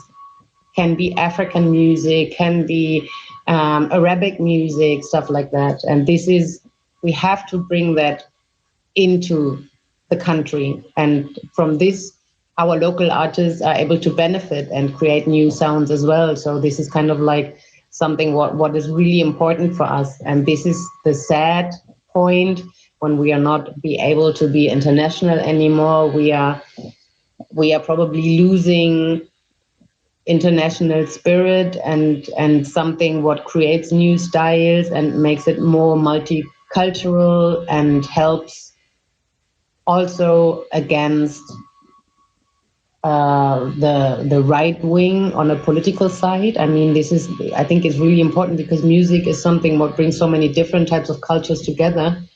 And if we are losing the international side, it's going to be a pity, and we are not able to present different cultures anymore. And then the whole society is losing something, from my opinion. Yeah, so I actually don't know, and I'm not the one who said, oh, earlier everything was much better than today. But the club feeling we had before we had the pandemic situation was actually a good thing, and I'm still with the same point. The club culture we know, and what is really important for us, is not possible with social distance. So we have to create something new, but I'm not sure if we are able to create it, or if it has the same impact for the people like we had before. I'm not sure. I'm still not at the point where I'm able to imagine being somewhere listening to super cool music and being super excited and like to embrace someone. And because this is the final situation, that you are happy and you like to get closer to someone, and this is not possible. And I think, I mean, I don't know anybody who's going to say, well, that's it, phone sex from now on. It's a substitute. That's it. Yeah, I think for me it's really difficult, and I do not want to be too pessimistic, but I really hope that they will find medical treatments, that they find the solution for vaccination, that we are able to help especially older people and people who are more in danger than younger people maybe, so that we can somehow are able to live with it. So, but I don't know. Thank you, Pamela, for doing this exercise with us of looking into the crystal ball. with all its challenges. And yeah, you mentioned the older people as at the moment, from what we know, as a category that needs protection. But at the same time, when we think about the future, I would like also to stress the fact that we are thinking about the people that now, for example, are in their 20s. And as much as for people like us, I'm in my 40s, I'm like, okay, there's no festivals this summer. It's kind of like, there is also good sides to it. But I'm also thinking about the young people and how hard it is not to have a future to look at when you're that young. And how important it is also that with the work that we do work to create that future, and we do work to give hope to the people that now are so young, and they need to be able to see that there is also someone that is worrying and taking care of their future. And so in this sense, Marco, what is your vision of how we can do what we do? We continue doing what we do so that we can take care of the future of the young people. Well, if we're speaking about resilience is when something suffers some deformation or some challenge and back to the normal state. But I think for the first time in our lives, it's something that connects the whole world. And there's no normal state anymore. We don't know how it's going to be the normal state anymore. There will be a new normal state, but I see many problems, I see many challenges, but there's one thing that I don't see happening if we can't connect people, Music is connection. Music is responsible to connect people most of all. There's no fun to listen. There's fun, of course, to listen to the music alone, but the connection between the people there is what makes people feel that they belong to them, And I don't see events happening without this connection. I don't see solutions for this, to be honestly. But I really believe that with the vaccine probably gonna happen in December, January, we will be able to connect people together again. But besides that, we are trying to find ways to support the artists, to make them think in a way that they never thought before. We're trying to find some ways to make the education for the young ones, especially in Brazil. And we are trying to find ways to survive now, let's say. And after this pandemic stuff, when we're back to the normal again, we need to think in actions that we never did before. Not only with the artists, not only with the workers, not only with the financial stuff, but think outside the box, let's say,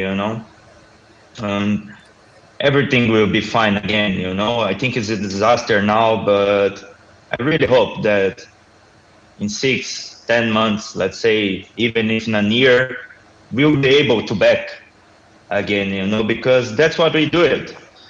I usually to say to the guys at the festival, that's in a festival is the only place, if you don't do something, there will be someone that will do it, I think it's the only organization in the world.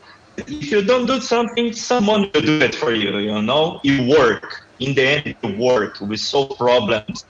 We are not scientists, but we solve problems. We're going to do it anyway, Yeah, I hope it be like this, So Thanks, Marco. That's it. It's like it's like a super organism. The festival always feels like a super organism, like a monster, but like a really cool one. That is, everybody is relying on each other, and whenever there are casualties of exhaustion or whatever else, there's somebody to pick you up and take care of you, like a baby. I've been in this position many times, and benefited from it massively. true. And and people can attest to this. But Burning Man has also been I think more so than anybody else, this laboratory for experimentation of all kinds of things. Rave is a component, but there's so many other things there. And you guys, as far as I know, have also now been advising municipalities on how to create urban environments based on what you've been prototyping out in the desert. That's been one of the most fantastic outputs. Actually, there's a organization called the Association of Mayors, and it's all the mayors of all the cities, the major cities in the US. And we have, for the last 2 years now, been keynote speakers and invited to attend and been keynote speakers at their yearly gathering. And we've been bringing groups of mayors out to Black Rock City so that they can see how when you arrange a community with specific intention, and when you include the community in that arrangement, and when you factor, people bringing work into it and using art as a tool for civic engagement, then you can really build a positive relationships between all the different elements. And it's been truly it's been great to see these old mayors who are just kind of flipping their minds on how they can work with their communities in their cities. Burning Man is, so what's interesting is that the conversation here is we're all having the same question, which is at the heart is that human connection is the piece at the middle of everything, right? And it's at the middle of work, it's at the middle of social life, it's at the middle of personal life, it's people lived in caves in groups. It's the thing that's at the middle of it, and that's the thing that's been taken away. And we're all on screens all the time right now, and people are coming up with events, and it's great in screens, but my retinas are really suffering from just too much screen time. And I don't know what the answer is, and I don't know that anyone yet has come up with it. But what I do know is that humans are extremely resourceful and very creative, and we will find a way to satisfy that piece, that human connection piece. There's a lot of very clever people doing a lot of very serious thinking in all of the different fields to try and get us out of this current paradigm into the new one.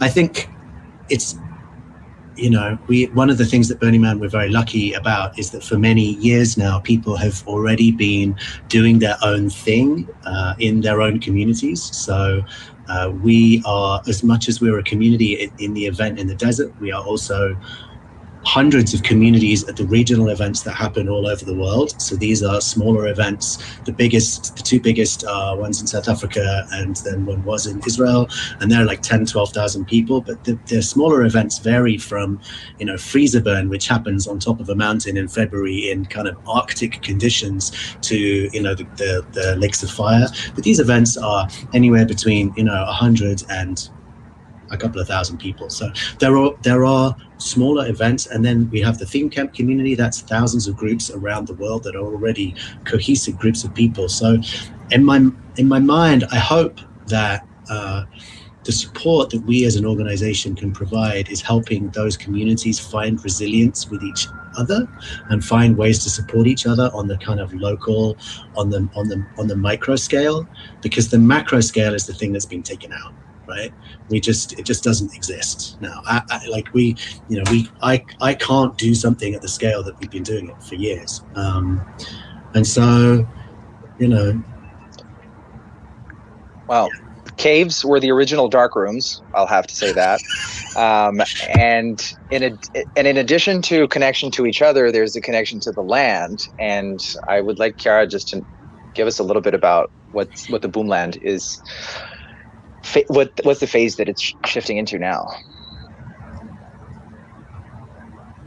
This is part of looking into the future, and I think also Tara spoke a bit about this, because also Strawberry Fields has a land, like a permanent location, and I know also Burning Man has been buying a ranch that, even if it's not the place where the event happened, but this is a huge resource right now for this kind of events, to have a possibility to to use this time to imagine how these places can be used. And this is also the exercise that we are doing with the Boom team, because in case, and we really hope that we can keep the land, because the land is still not fully paid for, and so we are still hoping that we find ways.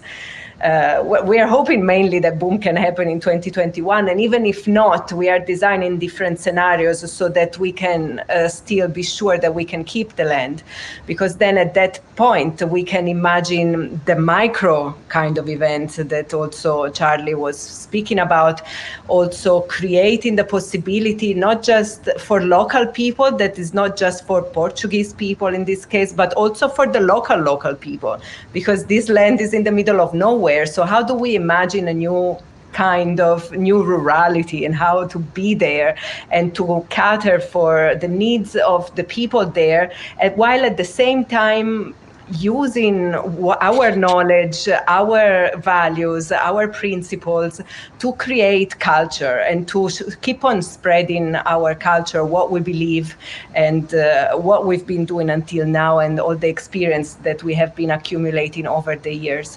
So also we took the time of the quarantine to finish to design a project to give to the authorities for approval, where we imagine how we want to be in the land in a long-term vision, how we relocate all the offices and the warehouses, the water treatment plant. So this is a very detailed plan that gives us the possibility to have this long-term view, so that even if we have to stop for that we cannot make the Boom, but we can think about different sizes of events.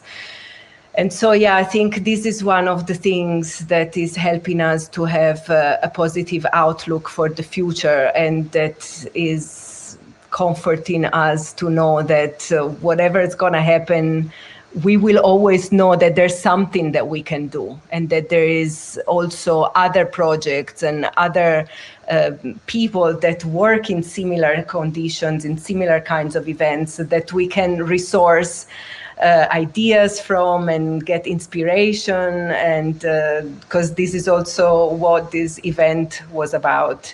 And in this sense, I would also like to say that we will have a page that we will put in the box, where we are gathering all kinds of initiatives, crowdfunding campaigns, different kind of examples of Ravesilience, and also to inspire the people how to do something. So, because this was, I think, a super interesting conversation, and it was important to hear all these different perspectives. And also then it's important for the people at home to know that they can do something. Because we've talked about what we are doing and how we are talking to the politicians and reframing our production processes, but also the festival goers and the club goers, that they, more and more, I know that they also are there to support, and we are all one for real in this sense. And so that we can share together different initiatives so that people can get busy supporting locally, globally, different campaigns. And knowing how to be involved is essential, especially when people are looking to be involved somehow, but aren't sure. And so this is hopefully going to be the continuation of the Ravesilience project, a repository, a living library of involvement opportunities, whether it's raising awareness, whether it's contributing or donating, whether it's giving a skill, and somehow helping a project continue to live or to evolve. That's the idea behind it. So we're trying to come up with something practical as a continuation of this, while also continuing more thematic conversations like the one we've had today. I would just really quickly like to make a shout out to one subculture that we haven't really put a lot of emphasis on, and that's the queer community that has for a very long time been very important to reveling culture in various parts of the world. Just for humor's sake, we have one meme that I thought was hilarious, even though it was a little bit cliche. There's Alice, me in quarantine, thinking about how nasty the sex is going to be when the gay clubs are finally open, which was something that I really did cross my mind. So when I saw it, I was like, oh, damn, yeah, somebody else also thought of this.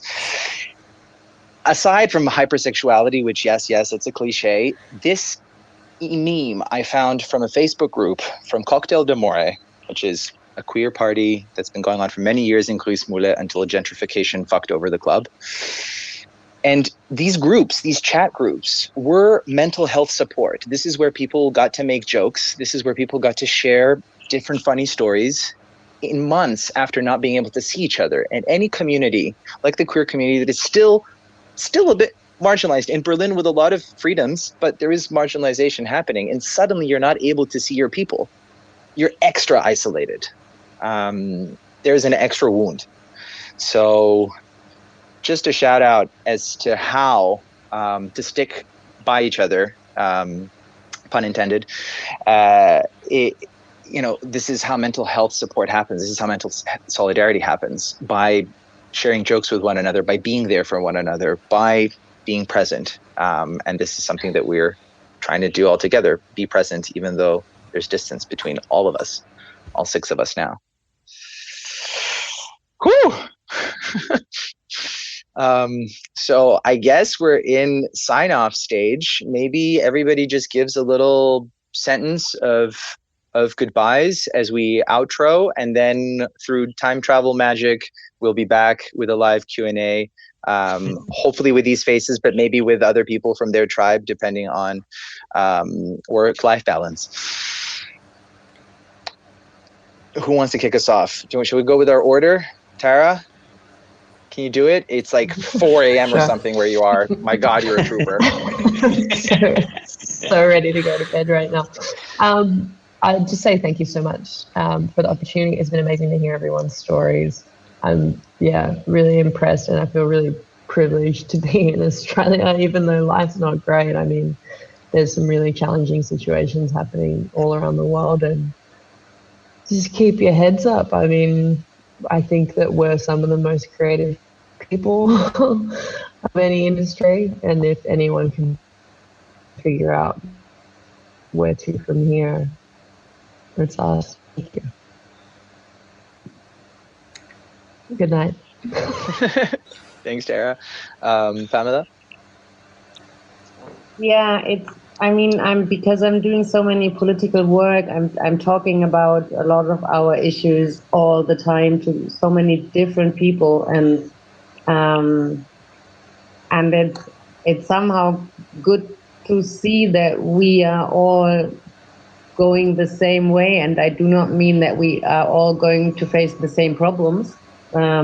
It's just that it's a good feeling to see that all over the world we have the same idea and the same spirit, why we are doing it and why it's so necessary. And this is something what gives, for me, kind of like a little strength going on through these hard times, because it's really hard, and sometimes it's a little bit difficult to get up in the morning. I mean, it's probably for all of us like this.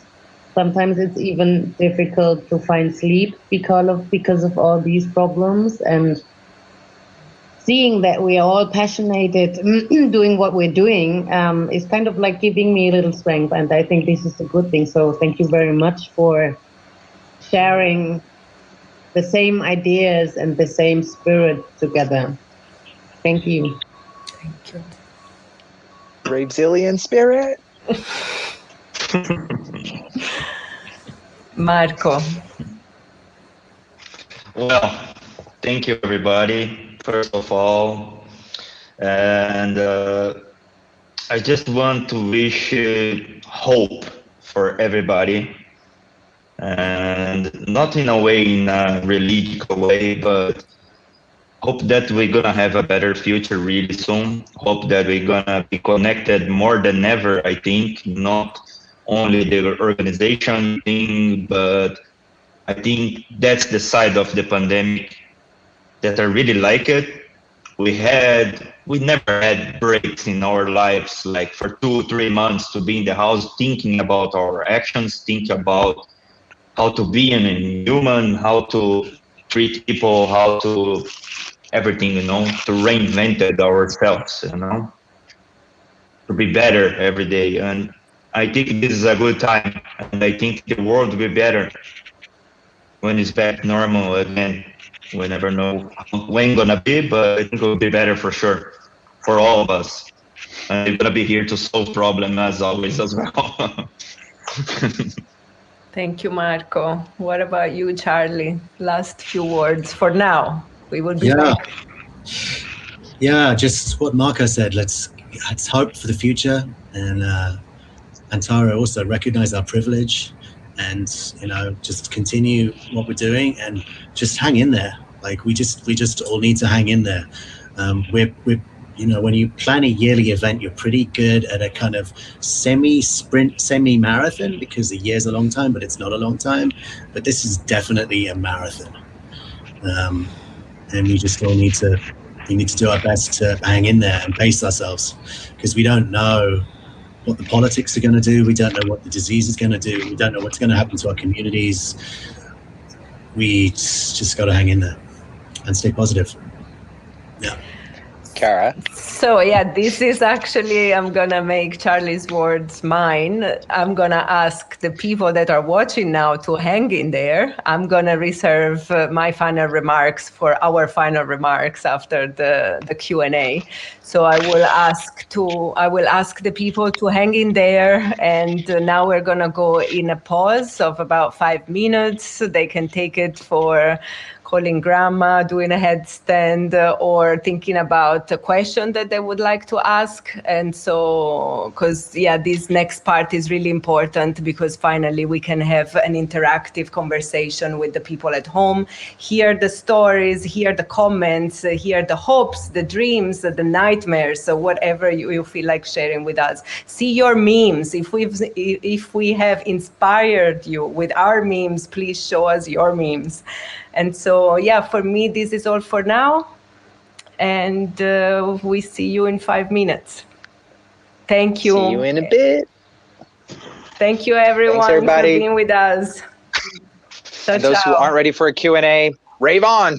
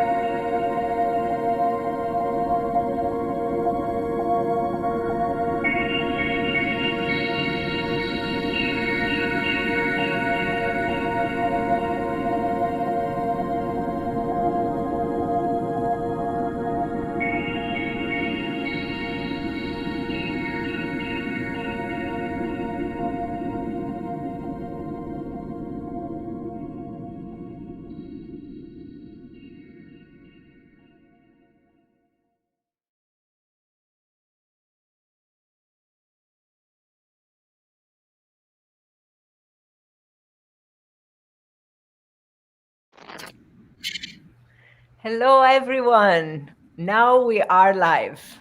We are back. We are back with our speakers with some small changes. So we welcome Charlie from Burning Man.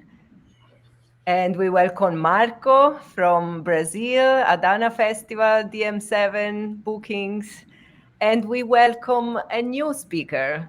Welcome Marcel. He's here from Berlin. He's going to substitute Pamela. So thank you very much for coming, because Pamela was busy with the TV program recording. So thanks for substituting her at the last minute.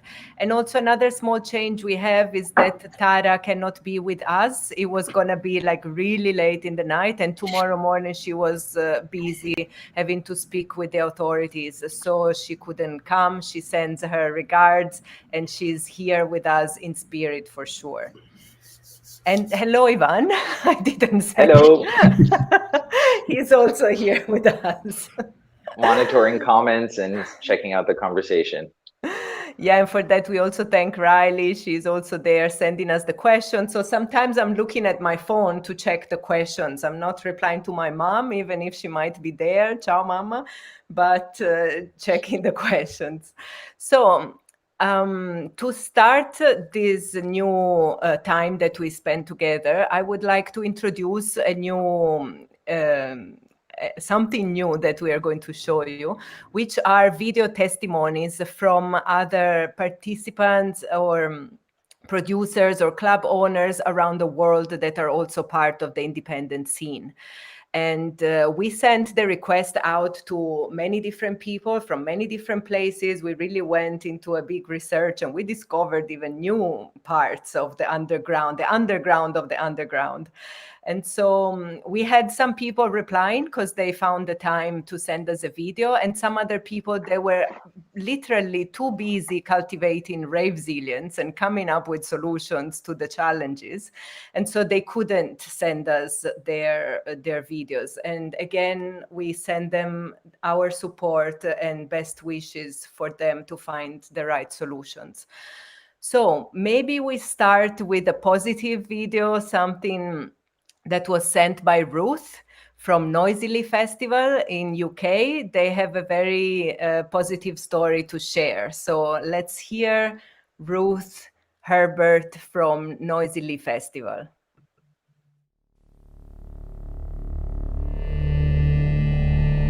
Hello, my name is Ruth Herbert. I'm the art director for Noisily Festival Music and Arts, a UK festival, electronic music with an emphasis on arts, culture and creating a holistic environment. We're a very community-driven festival, about 6,000 attendees, a lot who come back every year and are very loyal supporters of the event.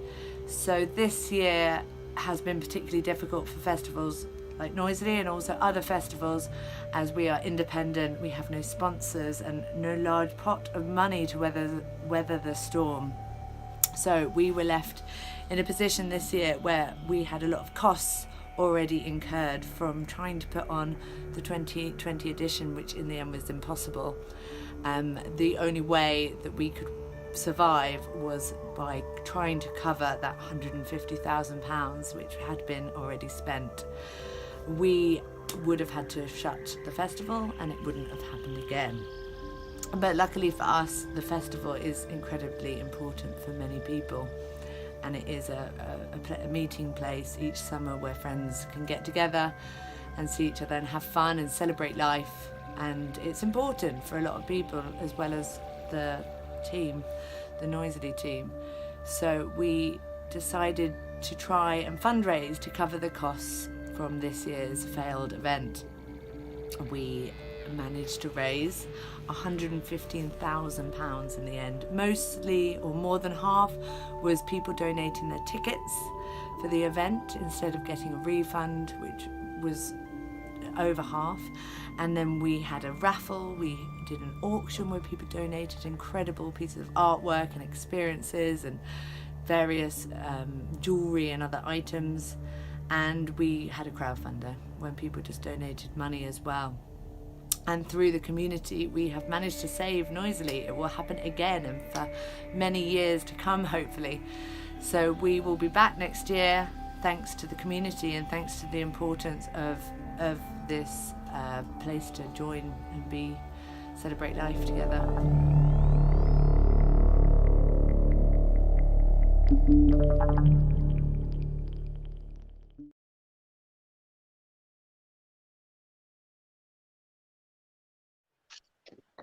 All right, everybody. It's cool to see what Noisily are doing and what a tight team can do and how resourceful they can get and how they can get community response as well for their efforts. So that was our note from Noisily. And now we're going to go to our first question. Our first question is directed towards our Berlin representative, Marcel. It's about this Berlin march that just happened against the COVID measures. There's uncertainty about how it was portrayed, who organized it, was the counterculture involved? So if you could tell us a little bit about this, just to see what's happening on the ground politically in Berlin. That's a pretty intense hotspot. Yeah, so thank you for this question. It's a really good question. So first of all, it's not known to us as that one of our members of our organization were involved in this protest, first of all. Also, I could not recognize that typical clubbers or ravers represent. So because I had a look at it myself, there were about like 15,000 people from different backgrounds, as can be read in the various serious media in Germany. It was like 15,000, not more or less. And it is beside the many right-wing extremists, there were also vaccine opponents and corona deniers, and yeah, some people also from the peace movement in Germany. But the good thing is that 83 million German citizens were not protesting against the governance measures because they are totally fine with it. So this is the good news about it. And the most of the people I saw there were the typical angry white old man with a flannel shirt and a cowboy hat. So yeah, that's what it was, less or more, but a lot of attention they get from the media. So yeah. Well, this is just highlighting the importance of what we place attention on when it comes to reporting numbers. You changing it around to see who isn't upset with the COVID measures and is accepting it is just as important a news story. Pardon? It's just as important a news story as to how many people were okay with the measures. So yeah, that's what we place attention on. Yeah, most of, and we are very privileged here in Germany. This we can say again and again and again. So yeah, but also I know not one single person in my surrounding who is agree with this kind of protest or idea or yeah. Yeah, and this is interesting to hear, because actually I would like to expand this question to the other speakers too, to hear a bit how this polarization that we are witnessing with so much conflicting information, the masks are okay, they're not okay, what's the origin of the virus? Is the vaccine just a plan to install microchips in everyone? So how do this information lead into a polarization of the people? How does it play out in the teams of the festivals that we have here, representatives, or even in the scenes that they are connected to? I wonder if Charlie maybe wants to say something about it. So yeah, for the most part, burners appear to be, with the 83 million Germans, they appear to be falling in the sensible bucket. There are some areas of our community where people have strong opinions about things like vaccines. And for the most part, people are supporting each other. I think kindness is winning out. On the one hand, it's okay to have an opinion. You just can't inflict it on other people. I think that's a thing that we've learned a lot. I'll say that we right now, in much the way that Chiara, you are doing a lot of work on Boomland. We own a lot of property in and around the desert, where we store equipment and take care of various bits and pieces, and we're wanting to do a lot of work in that space, but getting people there is hard, obviously, and is difficult. And so when we have people coming in from around the country to come in and work, and we're thinking about quarantines, and everybody has a slightly different perspective on what is making them comfortable. It's not so much the extreme piece that's difficult, but it's just different levels of comfort. I have personally experienced some in my kind of more of my personal network than the event network, where there are people who have interesting perspectives on things like vaccines and masks, and I find it personally challenging, but I think we're lucky. Burners, for the most part, fall into the sensible bucket. And what about you, Marco? How does it play out in Brazil, considering also how dire it is, the situation there with so many people infected?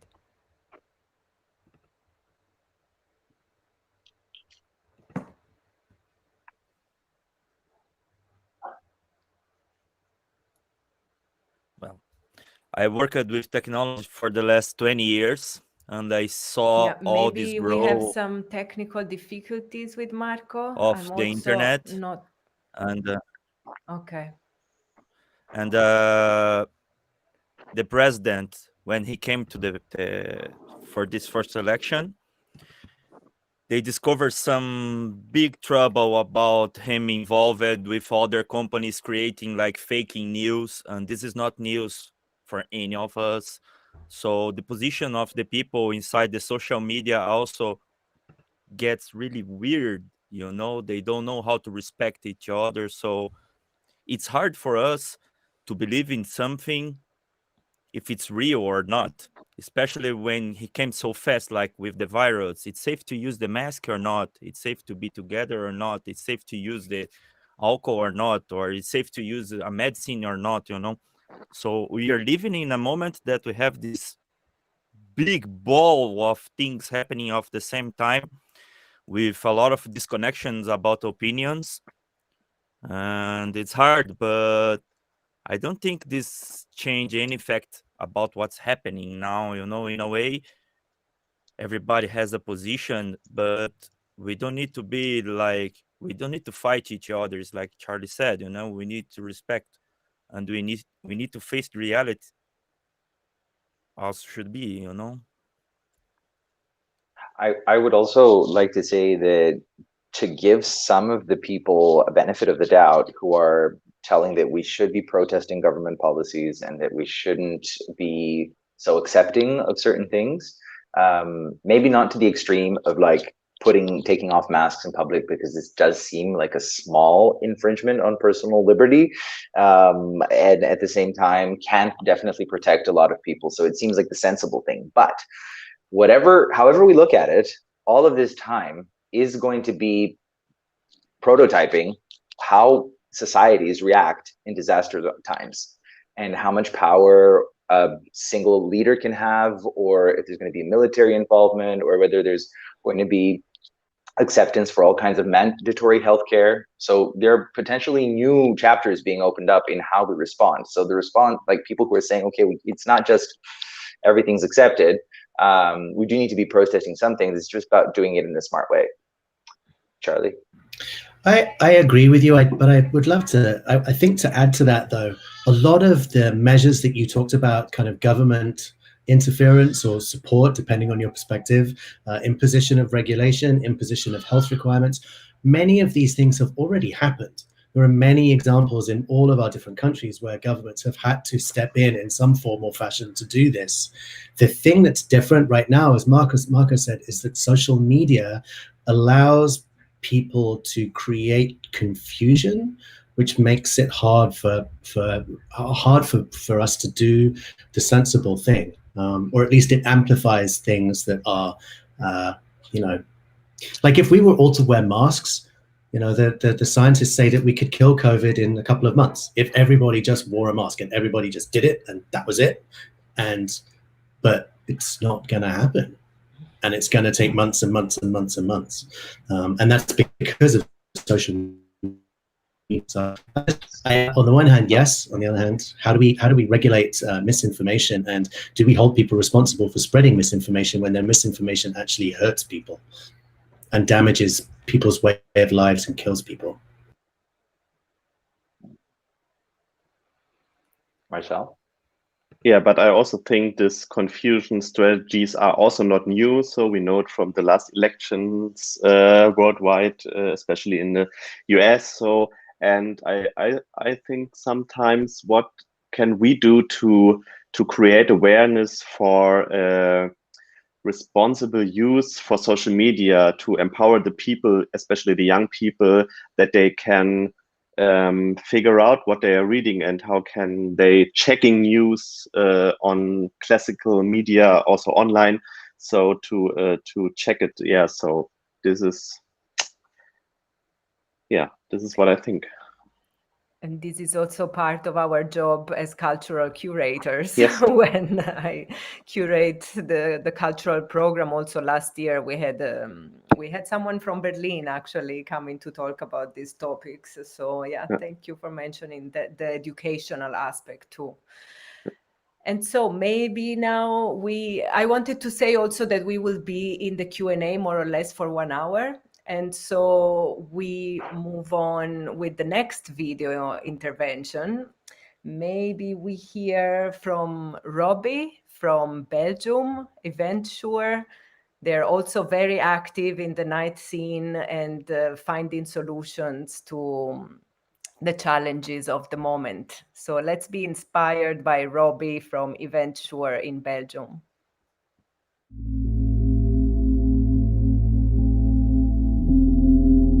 Hi, my name is Robbe van Bogaert, aka DJ Human Power. I'm the founder of Eventure, and Eventure is a community platform of events experts from Belgium. I work also as a night ambassador for the city of Antwerp, Belgium. Today, I'm here to explain you a little bit that it's a hard time for all of us. We all have to fight against the problems we have with the COVID-19. As a night ambassador, today I was trying to collect as much information I could 24 hours a day. We try to give inspiration to the nightlife scene. We try to inform them as much as possible. And on a global way, we collected 80 night ambassadors from all around the world in one WhatsApp group. And today we are 24 hours a day inspiring each other on how are you taking care of the nightlife scene. We're also working on initiative of Vibe Lab on a global nightlife recovery plan to keep the nightlife scene alive and to inform them how to treat it. As Eventure, we also give trainings on vibe care. It's super important for the future that you're going to take care of the vibe of your location. How you take care of the ingress, how you take care of the arrival of your people, how you take care on circulation, the egress and the departure of your people. And in every step that you're going to organize your venue, it's important to think how to take care of the safety and how to take care of the customers, our vibe. As Eventure, we have been working the last 2 years on trying to get the transformational culture scene together on a project on access aware, because it's going to be super important for the future to keep our dance floors alive. How are we going to get access on our dance floors and how are we going to keep our spirit alive? So all of you who's ready to get our powers together and make a transformational network and sharing knowledge about accessibility and awareness around the globe. Thank you.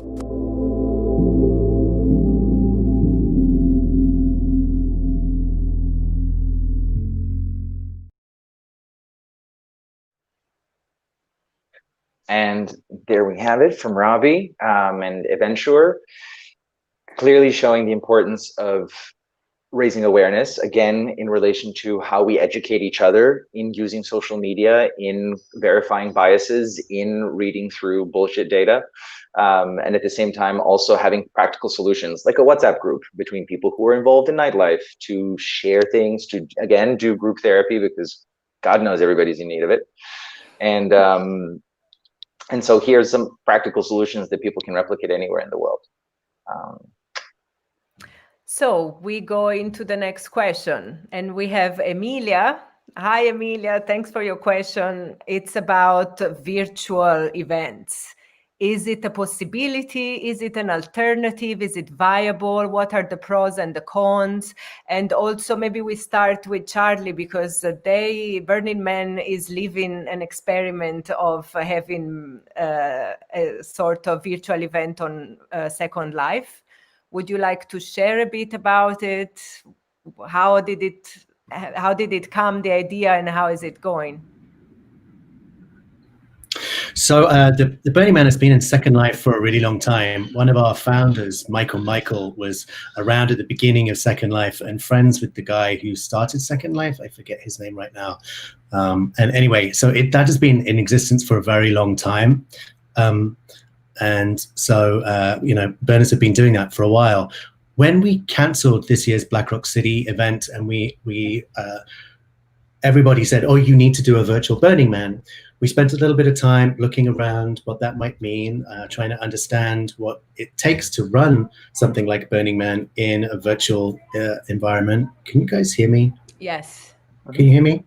Okay, great, because my screen keeps freezing a little bit. And what happened was about half a dozen, 5 or 6 different community members each started up their own version of a virtual event, like a very significant virtual Black Rock City reincarnation. And so if you go to the website kindling.burningman.org, you can find what these are called the multiverses. So conveniently, the theme for Burning Man this year was the multiverse, and we went out of Black Rock City into the multiverse. But some of these, Yeah, go. Yeah, okay, yeah. Sorry, it keeps going funny. So what people have done is they have created fully immersive experiences of all different types. Some of them you can travel around. People are building theme camps. They're building art pieces. We even have a virtual version of the temple. So every year, at Burning Man, there's the temple, and some community members build it, and people can come and leave stuff. And so they have constructed a virtual version of the temple where you can even leave little things inside it. And then they're going to have it all on a hard disk, and then they will melt the hard disk down and use that as an art installation in a future temple. So there has been really interesting and exciting ways that the community members have stepped into the virtual space. And what we've seen is that many people have taken the energy that they normally put into a physical thing and found a way to funnel it out to the world, to continue their gifting, to continue their participation, to continue the energy that they put into it, and find ways for people to interact.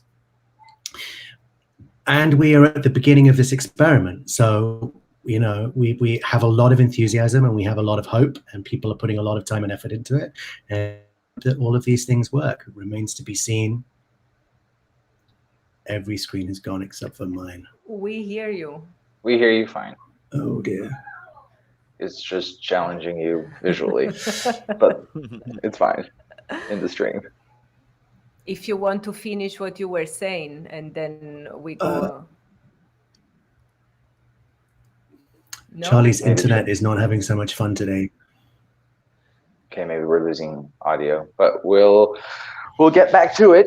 Just in response to also what Charlie's talking about, I think at the same time, a virtual event can be a great way to still be in touch, to connect, to tune in, to feel not alone. And at the same time, a virtual event pretty much tells you what you're missing and how much you're missing the real life thing.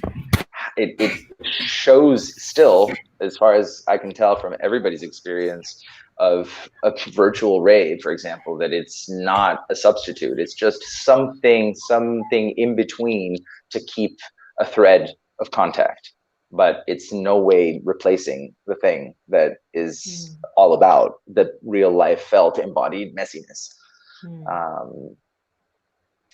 And yeah, I don't know if Marco or Marcel or Cara want to add to that. Let's go in the order that you said. Marco, do you want to say something? I totally agree with you. I have quite the same opinion. I think it might be a solution, a momentary solution, but this can replace the real meaning to have an event together, to have a festival together. You know, the artist needs the connection with the people, and the people need the connection between them, between the nature, between everything. You know, it's a complex stuff, you know, to replace in a virtual way. I think it's a solution now, but I don't think this is the future for our scene for sure. Yeah, I also agree with you. And I see a lot of pros and cons. The pros are definitely that some artists getting the opportunity to performing now in front of camera. And also we are getting a lot of knowledge about making live streams, and maybe it's an add-on in the future, especially for us in the club. If we have some seated events with shows or performances with limited capacity, we can also stream it into the internet, but it doesn't replace anything. So, and for us, it's when we having live streams with shows or DJ sets, the artist is living from the response of the audience. So, and if there's no response, it's really difficult for the artist as well. Yeah. Yeah, I mean, what I wanted to say about Boom, I mean, personally, I'm really excited to see all these different possibilities popping up and really investigating what are the limits of possibilities of connection beyond the physical connection. What are all the other options that we have at the moment and that we can even create? Because we said that one of the resources of these independent scenes is abundance of creativity.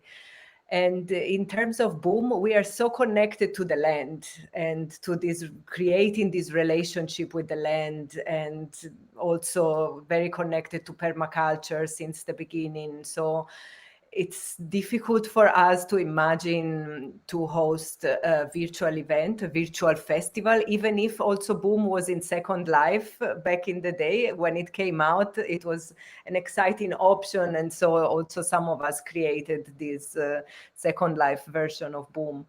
And so, yeah, at the moment we decided to, as we can see today, these were the dates of our event. We decided to share this conversation and to keep on sharing knowledge and music mainly. So, yeah, at the moment, that's the way we go. And then let's stay open for more possibilities and also to inspire each other with more options.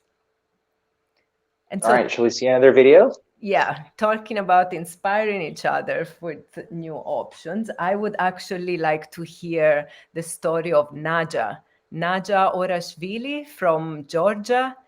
In Georgia, capital Tbilisi, there is an amazing club called Bassiani that is located in the basement of a football stadium. It's a super incredible project. Check it out if you've never heard of it. And we hear Naja talking about how they reacted to the COVID and what came out of it.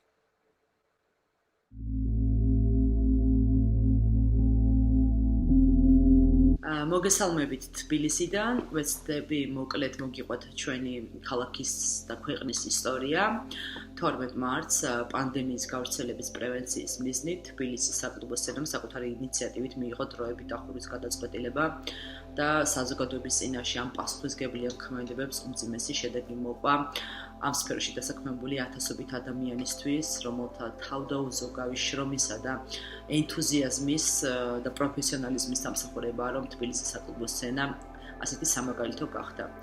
რაც შეეხება ქვეყნის მასშტაბით ეპიდემიოლოგიურ მდგომარეობას, საქართველოს საუკეთესო მაგალითია ჩვენი კორონავირუსთან ბრძოლის კუთხით და ახლა ვცდილობთ ეს წარმატების ისტორია თუ გამოცდილება გავუზიაროთ დანარჩენ სამყაროს.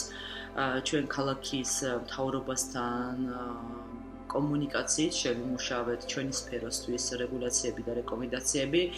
დავიწყეთ ონლაინ სტრიმების კამპანია, ვაგროვებთ თანხებს, ვაწყობთ დისკუსიებს, თუმცა ამასთან ერთად არასდროს არ გავიწყდება, რომ ჩვენი ამოსავალი წერტილი ყოველთვის იყო და არის და იქნება ადამიანებზე ზრუნვა და საზოგადოებრივი ჯანდაცვის საკითხი.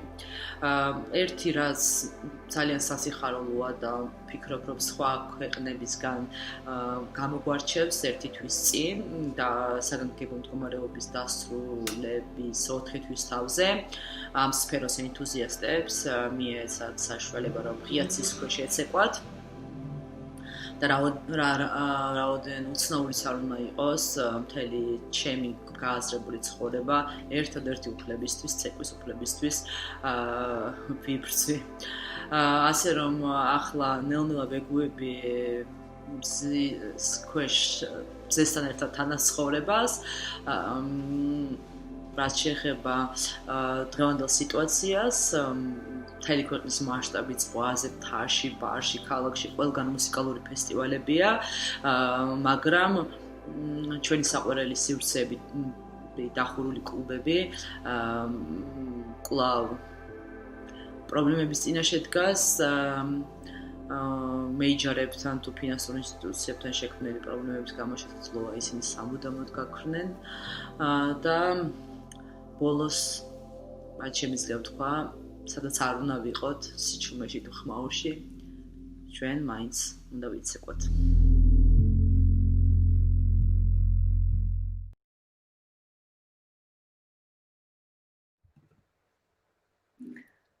Wow, always good to hear from Naja. She's so resourceful, and the whole club scene in Tbilisi that has been led by Bassiani is incredibly inspiring also because of the political aspect of it. And it's nice to see how she explains that she went from living in the night to living in the day and learning how to dance in the sunlight. So yes, cheers to Ravesilience once again. And Ivan, what about the next question? So we have somebody from Guadalajara asking us a little bit about the Latin American scene. And we mentioned local DJs, local artists, and how we will need to rely on them more and more as travel is limited. And but there's a comment that a lot of the electronic music scene is in Europe. So how does that affect places like Brazil? And how can we build this artist culture and invest in artists in the continent so as to not really rely on overseas artists? Marco, you guys can kick us off. I think this will be the future for the next 2-3 years minimum. Even if Mexico, like you said, is from Guadalajara, it's not that cheaper than Europe about the costs, logistics costs, let's say, to bring artists from the other side of the ocean. But it helps. It helps, definitely. It helps, not only for Mexico, but Chile, all over the America. We can say that the cost is cheaper, but we don't have this big amount of artists here, like with international representation, and we don't need them. We don't need to think about events with a lot of international names.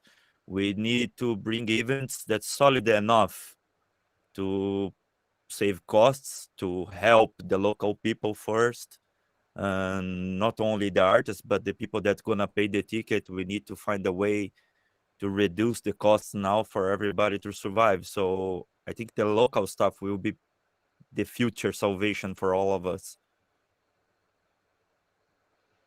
And this is also a big potential cultural shift in that a lot of these events that we've been working in have really been focusing on more ingenuity, more creativity, but still a lot of energy is being poured into these kinds of things. Now when survival becomes an issue, you start thinking about minimalism and scaling down and a post-growth mentality in still cultivating a really cool experience. Exactly. So you're approaching it differently, I guess. Yes, no, totally. Especially nowadays that we had the culture, for example, in Brazil, to have the tent, the sound, and that's it, and the bar, you have nothing else. And it's good for people to think about ways to make it different, to offer another kind of experience inside of those events besides the music experience, So I think it's a big shift, as you said, I actually would like to ask Marcel about this, if he knows if the Berlin club scene is going to rely more on their local DJs, since every other person is a DJ in Berlin. How is it for you guys?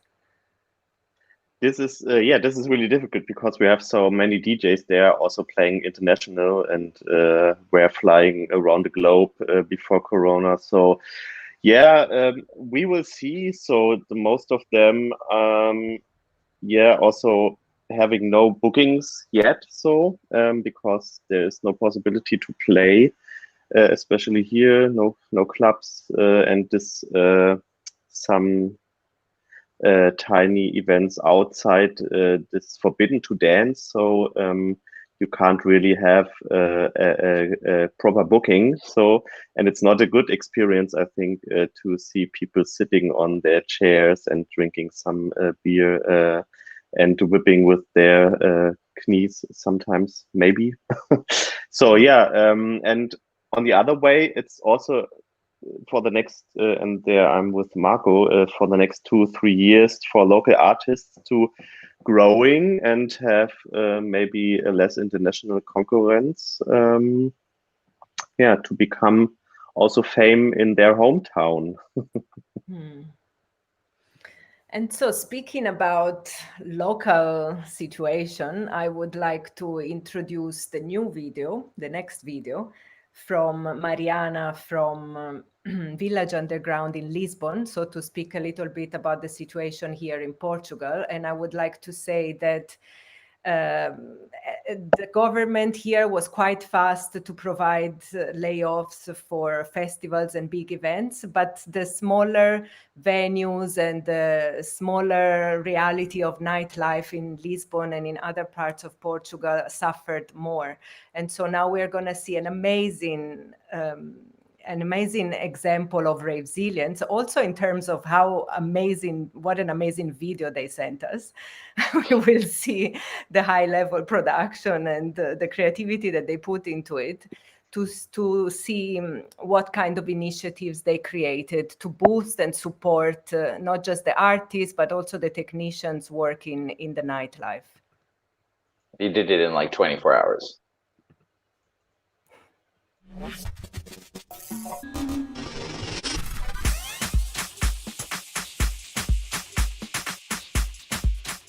Hello ravers around the world, my name is Mariana and I am the co-founder of Village Underground, which is an independent grassroots venue for mainly music that has been around for 6 years. Our resilience is more a political one. During these past months, we needed to focus on our online presence and strengthen our position as an online platform for artists. Our first experience was during our anniversary in May, where we streamed a beautiful 8-hour performance including dance, street art, music, and even cocktails and food recipes. This was much more than an online success in terms of reach and engagement. It was really beautiful to put together more than 70 people that were stuck at home for more than 8 weeks. More than 30 artists and technicians came during the week to Village to be filmed and to perform. And we streamed that in May, and it was such a good job that we even got to sell it to the national TV, a short edit that they bought and aired last weekend, reaching more than 25,000 people. What also came out of this streaming was a much more deep connection with our database, the clients that gave donations during the streaming. We started a conversation with them, asking them what they preferred in our venue, and we invited them to come to see us, to connect with us, to talk to us. We offered them beers and other kind of perks, and we started a really nice relationship. It is political resilience because we live and breathe music, and we are very passionate about artistic revolutions. Our intention is always to promote artistic greatness, diversity, and to spark conversations. And we thought that in these really weird times of uncertainty, it was vital to keep this conversation open and to host, to stage, and to promote all kinds of underground performances. finally, I just wanted to say that Village Underground is part of a bigger association that connects 25 venues around Portugal. We represent more than 1 million people in audience, and we needed to have a voice in order to sit down with the government and to make everything we can to fight against the closure of these grassroots venues. And thank you all for having me. I hope to see you very, very soon. Bye.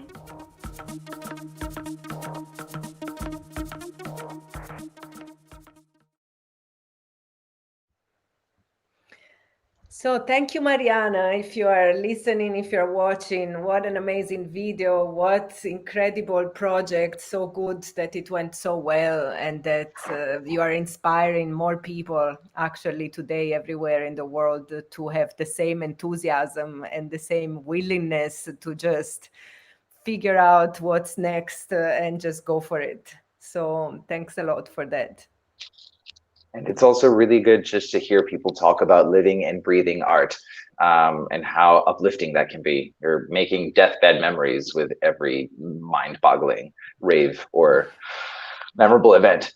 But these events would not be able to happen if these spaces in which they took place weren't affordable, accessible, didn't have huge costs, operating costs, and costs are going up everywhere, especially where the counterculture scene develops and flourishes.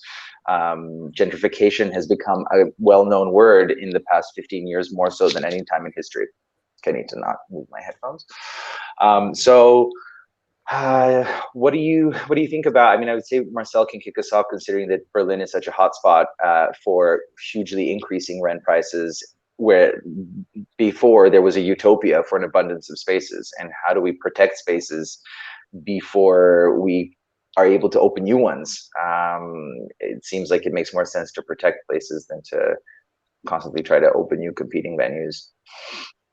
Yeah, that's a big topic for us since the last, I thought, 10 years. So, and most of the clubs here in Berlin are rented spaces. So I think like 95% of the clubs who are running here in Berlin are rented. So it's really difficult, especially these times, because most of the rents are just postponed. So we have to pay them later when Corona is ending and we can going forward with our business, but postponed, it's a situation that you have to give the money when we restart again. So, and especially for us as club, we have like 14,000 euros every month. So, and our rent is also still postponed.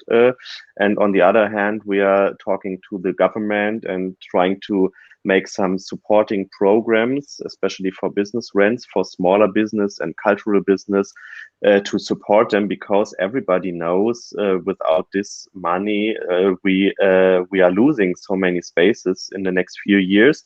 And yeah, that's the situation here in Berlin. So, and we are really looking forward with the government to getting a proper program where a lot of smaller business can participate. So that's also the thing. We have to get the most of them with us in this program. And what about the situation in the US, Charlie, with space degradation and loss? Take myself off mute. So I think Berlin, the Bay Area, which is San Francisco, Oakland, for the most part, is home to Burning Man for the last 10 years, has been going through a significant gentrification. Silicon Valley is just down the road, and San Francisco is the hip place to live. And I don't really know anybody that can afford to live in San Francisco anymore. Oakland, it's the equivalent of Brooklyn and Manhattan. It's just over the water. It's sort of the land piece. Used to have a lot of really creative spaces, warehouses and old factories from the 50s and 60s that had been kind of repurposed for art building.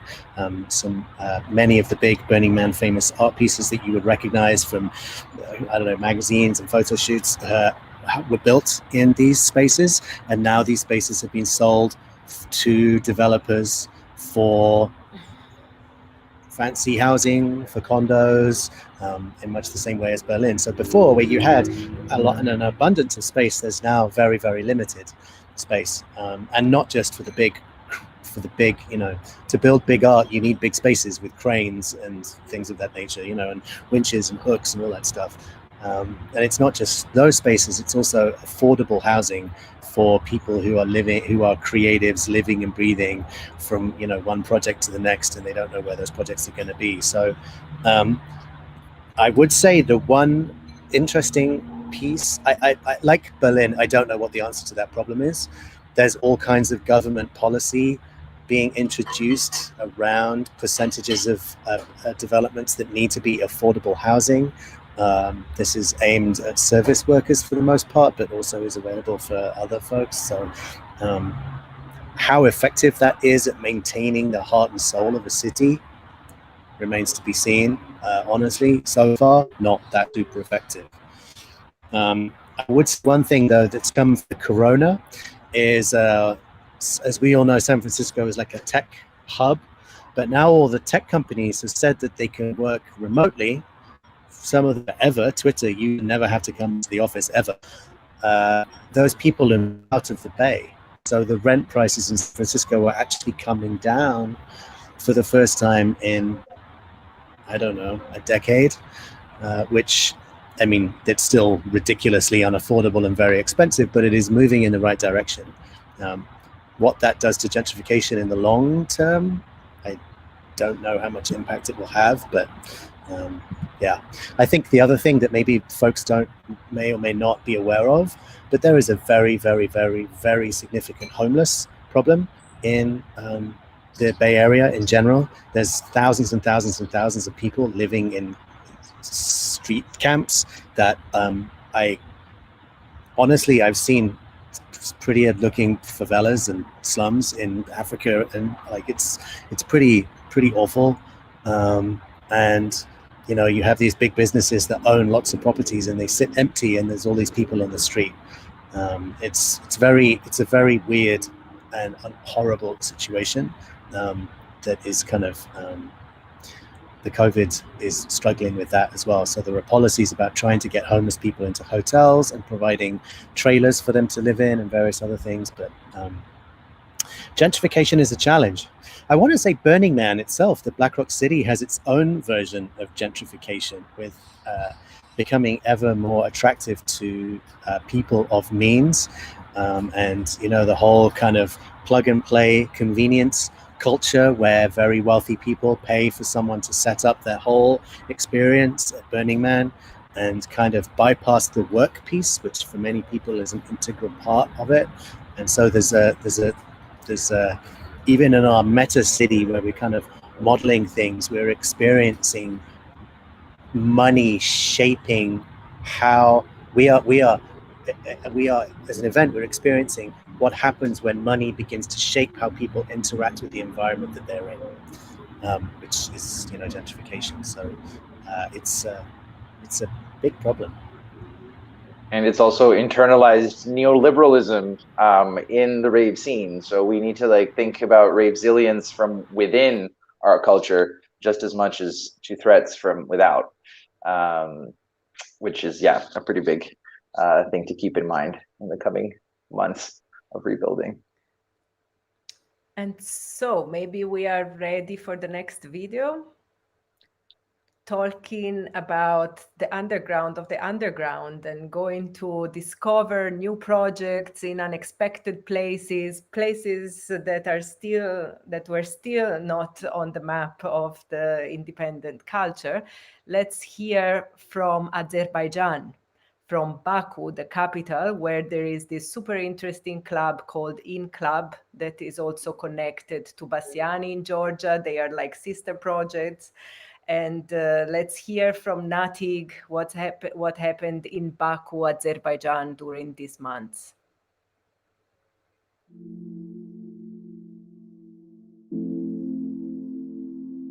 My name is Natig Ismail. I'm from Baku, Azerbaijan. I'm a co-owner of In Club Baku. Since 21st of March, we have postponed and cancelled second Boiler Room event, as well as open airs and regular club nights. We have a total lockdown in Baku till 5 of August. Now main activity are streams and donations. We held Save the Night project and Why Not FM streams and with some local artists. It's quite important and useful in this current situation, but we don't think that the future of the events industry will be digital formats, because if you feel this unity on the dance floor once, you will not agree to dance at home anymore. Our team is working on a small festival in Baku for 2021, and of course we are waiting approval from the authorities to restart our club nights. We are really looking forward to coming back soon.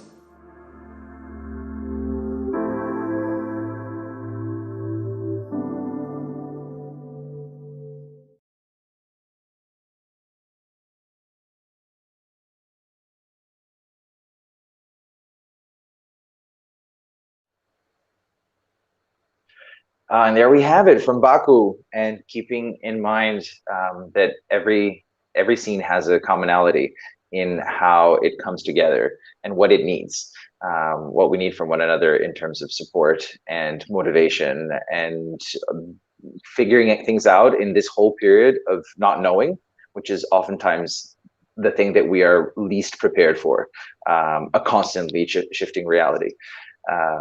So it's at least been a boot camp for it being initiated into impermanent states.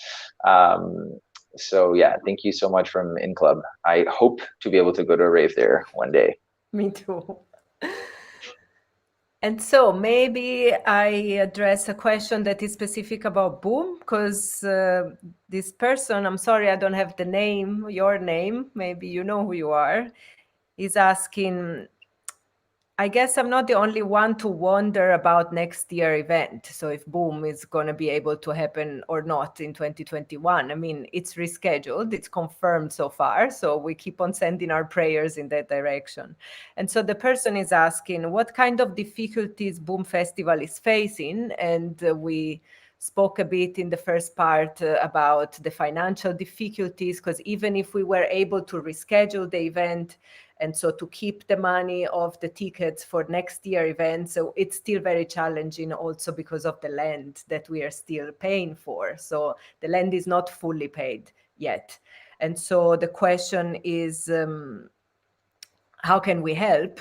And I would like to direct whoever wants to support to donate for the Boomland. There is a crowdfunding that we put in a special page that we have created for this event, Ravesilience, where we are gathering, collecting different crowdfunding campaigns, different petitions, different requests for help. And it's an interactive page. We ask everyone to contribute, add in more initiatives. And there you will find the crowdfunding campaign for the Boomland. So yes, if you love Boom, if you are connected to the Boomland, please go there and make a donation. And yeah, all the boomers will be very grateful for that. Thank you. And I mean, this is also just a note. We are talking about independent reveling culture. It has kind of always been based upon the community. It's been held up by the community. That's the whole point. The external support, either in sponsorship, was actively rejected so that it can maintain a certain amount of purity, because we saw what happens to the internet when ads went crazy and took over the internet, basically.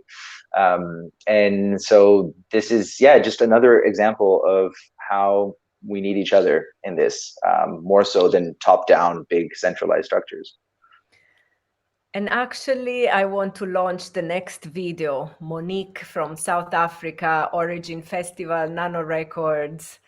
She also speaks about the importance of asking for help, reaching out, trusting the community, and trusting that when help is needed, someone is there to provide that help. Thank you, Monique, for mentioning that.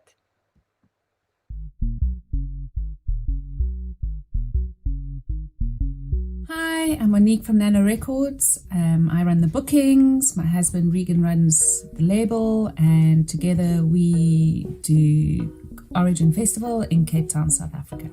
We've been working with Unite online streaming and also done an online festival. It's been great working with different organizations, and it gives that sense of community which we would normally be getting at festivals, and we haven't been getting it now because we're not going. I also helped organize a fundraiser for one of our artists, Laughing Buddha's son, which went amazingly well. It just goes to show you how much support there is out there in our communities, and you just mustn't be afraid to ask. Life has seriously changed for me. I'm usually quite a busy person. Well, everybody knows me as that.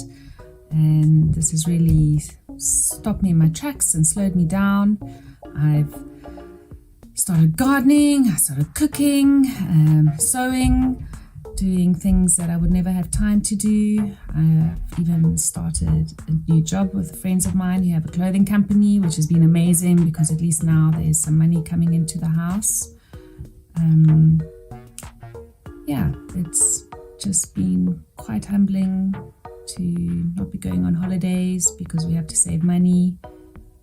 What was great this weekend, well, maybe the only great thing about us not going to festivals and me not working is that I was able to go away camping this weekend with my family and friends, and I didn't have to have my phone on because I didn't have to be worried about any gigs. I think that's it. That's the one plus side. The only plus side. It's tough for everybody right now, so we just all need to be flexible, have open and honest communication, work together, and most importantly, be kind to one another.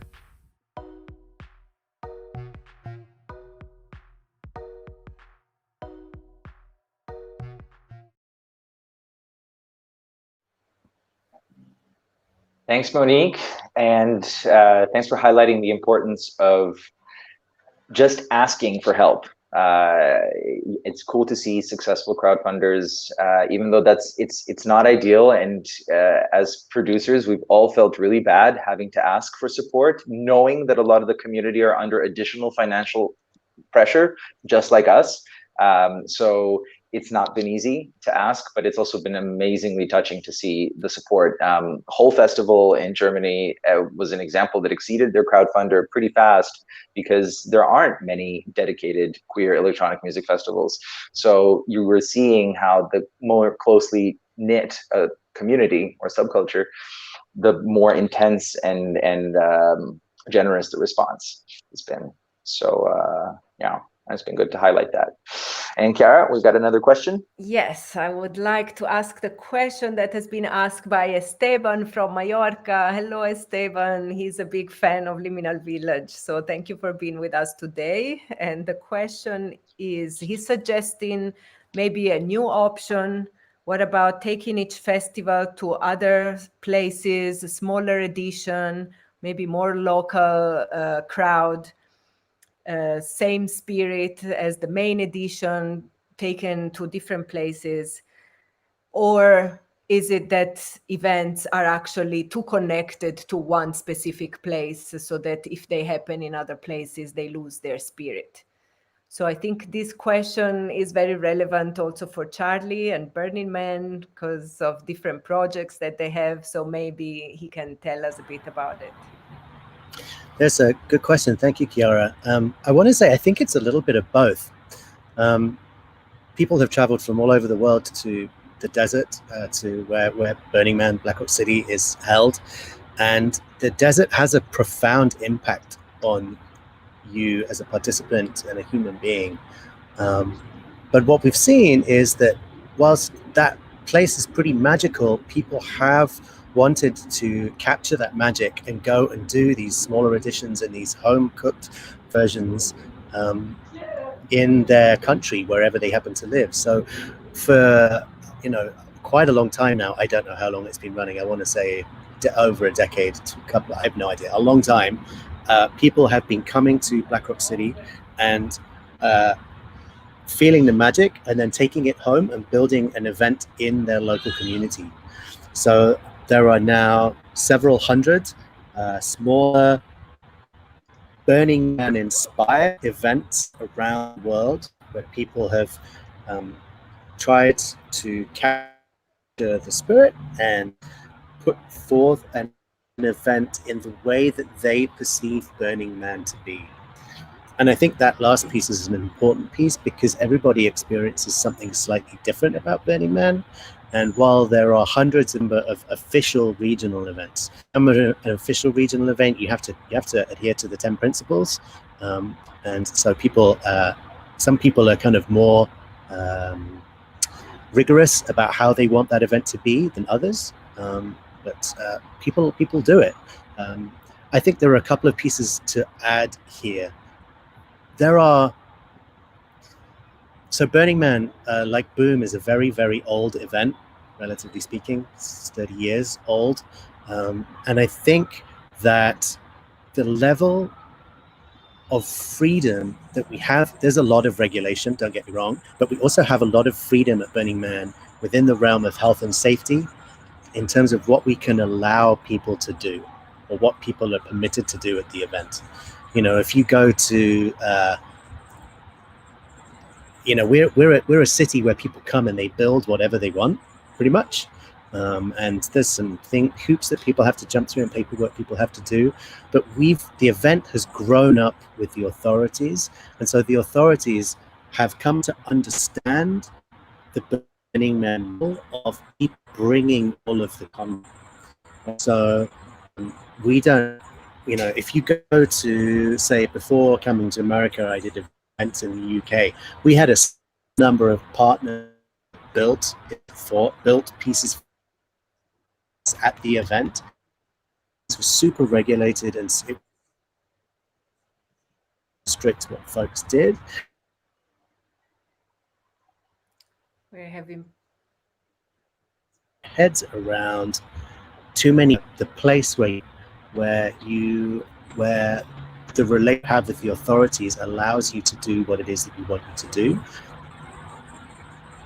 Can you see? I hear him more or less. No. Okay, yes, you can go on. Okay.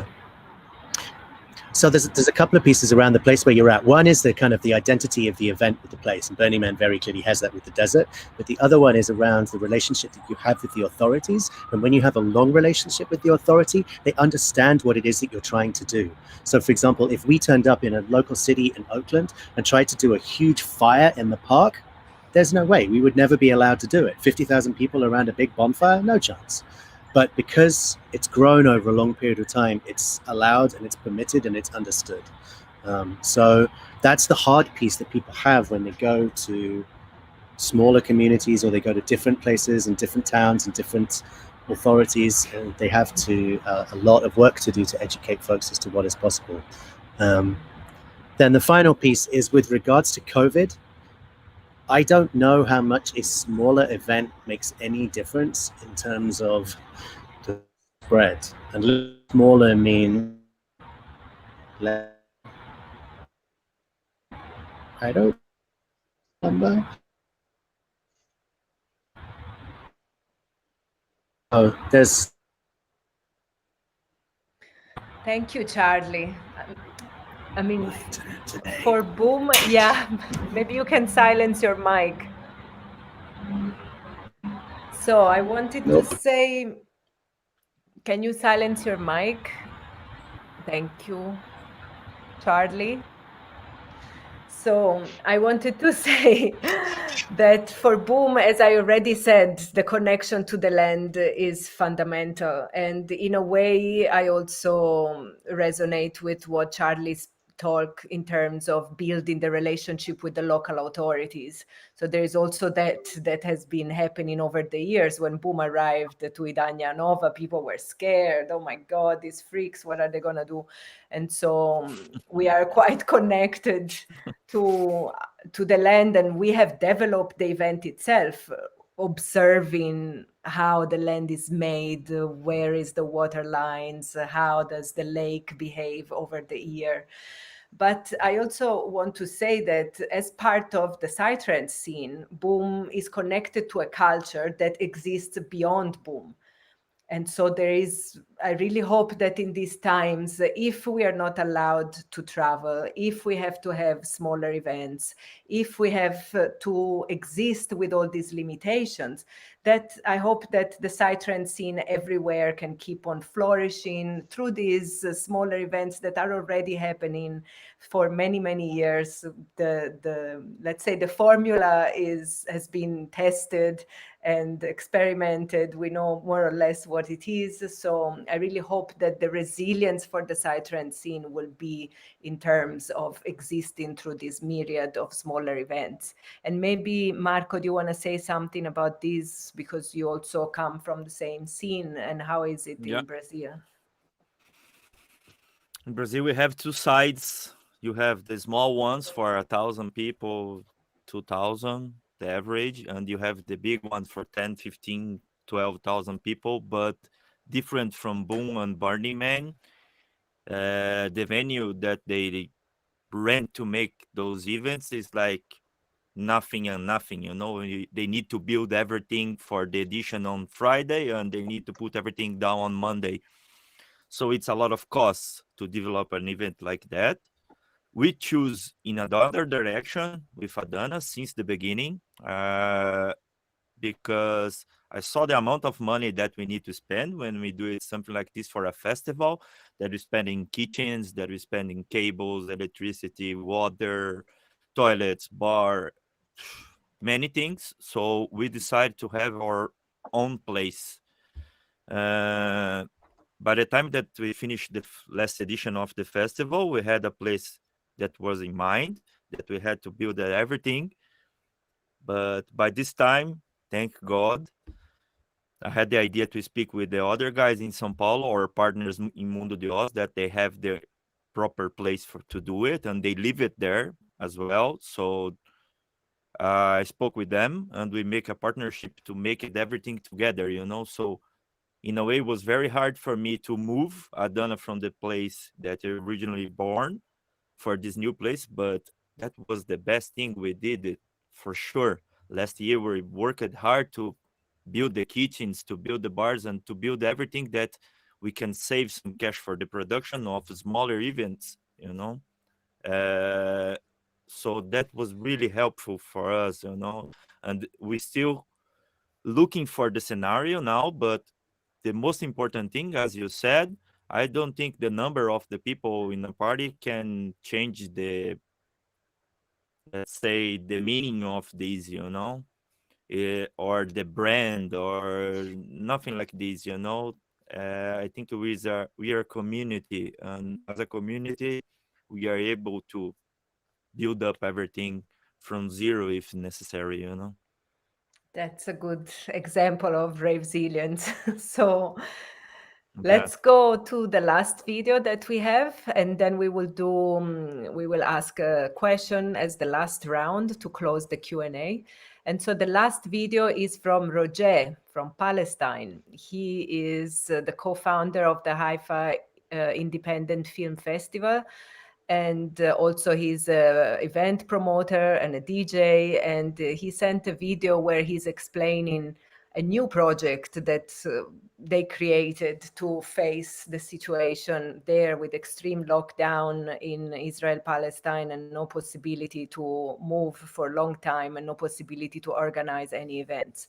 So let's hear from Roger what happened.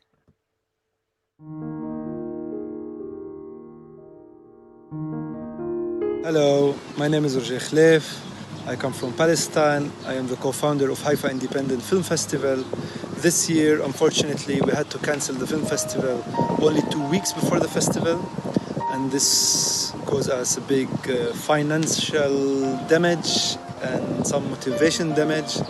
We had the option to do it online, but it's not what we want or aiming for. But as a result for all this, good things happened.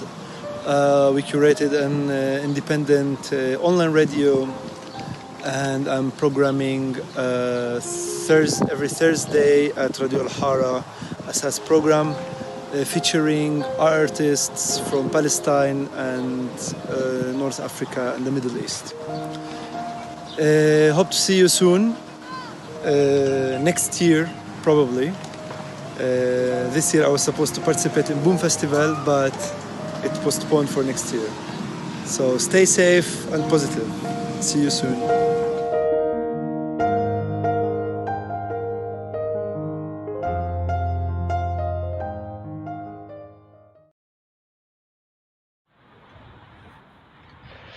Thanks, Roger. I remember Roger really contributing to an amazing summer last year when he played a banging set at Fusion Festival, and it's really cool to see that you have alternatives like the radio that they're putting on to continue communication and continue the link between everybody who is part of the counterculture, also in the Middle East. And it's kind of what we're trying to do here as well, all coming together and having a conversation about things that matter to us and finding ways to protect them or evolve them. So thanks, Ivan, for that comment. And I guess from here we go into the last question. And I would like to ask, considering that we know that we are struggling to survive and many will survive, some events or clubs might have to shut. So let's have a very positive outlook in the long term, and let's think about the next generations, the ones that will open the next venues, the ones that will organize the next festivals, the ones that are now in their 20s. And even earlier, even younger, we are seeing how empowered the younger generations are. Do we have some advice for this new generation? So what, from our experience, what would we like to give to the young people that are now looking at us like the ones that are doing the things and getting inspired to do new projects in the future? So maybe Marcel, he hasn't said anything in a while. Let's hear your voice. I can start. Yes. Yeah. So the first advice is believe in yourself, trying out as much as you can, and smash patriarchy. So because the future is queer, I would say. And yeah. So also, yeah, keeping the physical distancing and keeping social and global solidarity. So yeah. That's it. Thank you, Marcel. What about you, Marco? Well, if I have the opportunity to give the example for everybody, producers, event organizer, or any kind of professional that wants to make it what we do it, work hard a lot. Learn how to respect, understand your customers, the nature itself, be mature enough to admit when you make some mistake, be open for all kinds of comments, positive or negatives, and delete the asshole ones from your mind, because otherwise you go too crazy. And especially know how to share the work with people that share the same love in what you do and has the response to do it as you can do it. You have to learn how to share it, because alone you don't gonna have success for sure. Thank you, Marco. What about you, Charlie? Are you there? Can you speak? Yeah, can you hear me? Yes. Yeah. Oh, okay, hi. And I'm on my phone now. So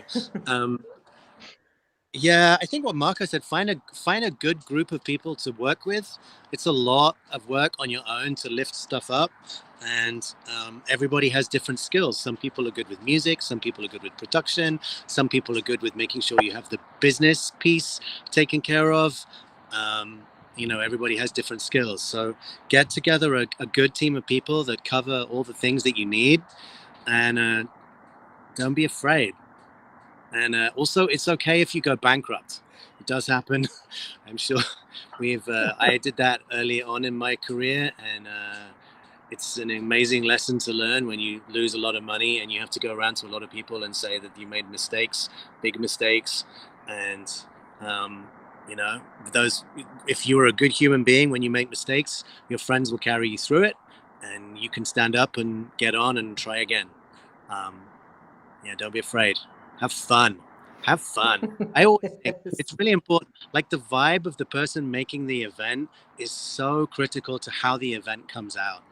If it's just all about the money, shows. Don't and go somewhere else. It's not about you have to balance the books, but it's not about the money, and just follow your heart. There you go. That's what I got.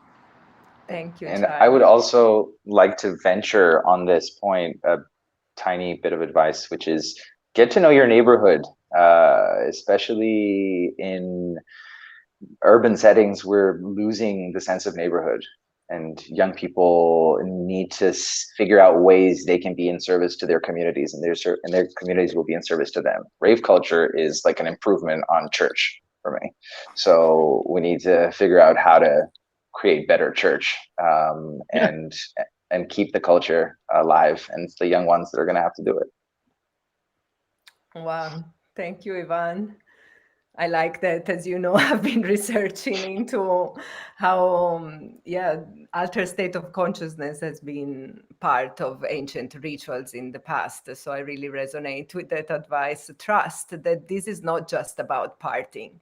Trust that this is something much bigger. And if that is what you feel and what you see, really trust your vision. And even in creating something different than what we are doing here, the next level of everything, level 3.0, 5.0, go with it. Really, we are in a time where everything can happen. And so it's a great opportunity to break the old rules and recreate reality, recreate a way to interact with each other, recreate our relationship with the earth, with the 5 elements, with the magic. Believe in that. So, yeah, I like how we finished. It's very... And we hear the siren. They're coming to get the lunatics. It's an emergency. So, I really like how we ended. It's a very positive note. It's about the future. It's about empowering the next generation. So I would like to thank Marco from Brazil, Marcel from Berlin, Charlie from the United States for being with us. It was such a pleasure. So Pamela and Tara as well. Yes. In spirit with us. Thank you. So really, thanks a lot for joining us. And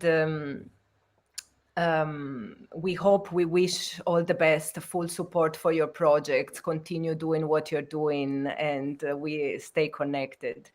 And so from this, I would like to move on to our closing statements, maybe. Yeah. This is our final outro, and there's a little treat after this.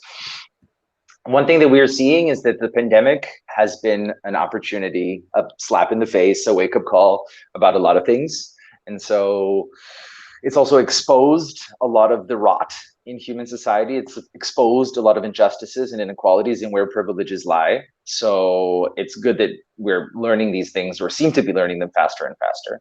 It's clear that the counterculture scene in every continent is essential to being the lifeblood of possibility, of change, of creativity, and it's also vulnerable. And in order for it to be resilient in its vulnerability, we are needed to come together, put our heads and hearts and feet and fingers and toes and everything in to protect it. So yeah, hopefully there's been a little bit of inspiration from this talk, and we're going to continue providing inspiration, hopefully, in the next series of offerings. And Kara's going to let us know a little bit more about that.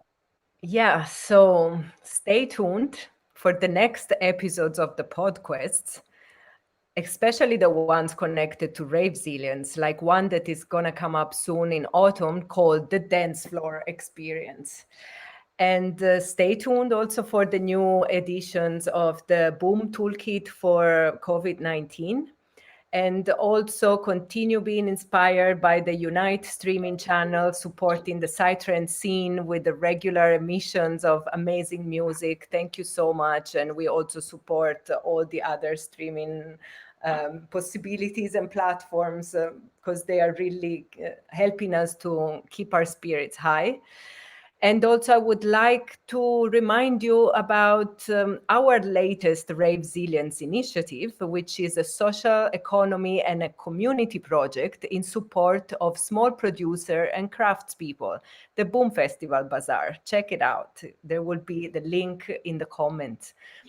And please visit also our Ravesilience page. I've been mentioning it a couple of times. We wanted to be a community effort to gather as many initiatives possible, so that when you feel inspired to give your help, to support projects locally, globally, you can go there and choose where you wish to give your help and support. If you want to suggest a new initiative, you can write to us at socialmedia@boomfestival.org. And so, having said this, I would like to thank again our guests. It was a pleasure to meet them and talk to them. I really hope that one day we can party together in some dance floor somewhere. And I would like to thank also the people that sent the video contributions and all the people that couldn't send it because they were too busy.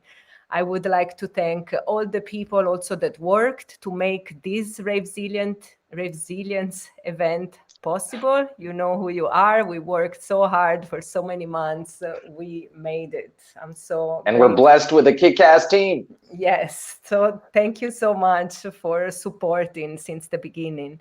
And we thank again the Unite platform and all its partners for restreaming our debate. Thank you so much, guys, for trusting us. And thanks to all the boomers. Guys and girls, everywhere you are. And I would like to include among the boomers each member of the Boom team. Really, thank you so much for your patience, for waiting, for when it will be possible to get together again. Thank you for your unconditional support. And thanks to all the ravers of the world for their willingness to keep on dancing and gathering, no matter what. When it will be possible in the best way, I know the energy will be there and it will be amazing. And so we really hope that this event serves as an inspiration for more initiatives to get together and find ways to cultivate Ravesilience. And while we watch Tellurica, that is our last offer, which is a sensorial documentary that is going to bring us back to Boom 2018, I would like to invite everyone to share in the chat, in the comments, what do you look forward for the next edition of Boom and for any other party that you will attend when it will be possible. Share your wishes, share your visions, and share your excitement about what's next. And also, one of my last things I want to say, I really hope that the full moon tonight will remind us that we are always connected. Ivan, do you want to say something to finish? Yeah, it's just been a pleasure to have everybody here. And we're always open to new ideas. So send us ideas that you have for how to cultivate resilience going forward. Get creative and get weird. No limits on weird, please. Thank you, Ivan. That's very important. So everyone, see you on the dance floor. Bye-bye. Thank you for being with us. Rave on.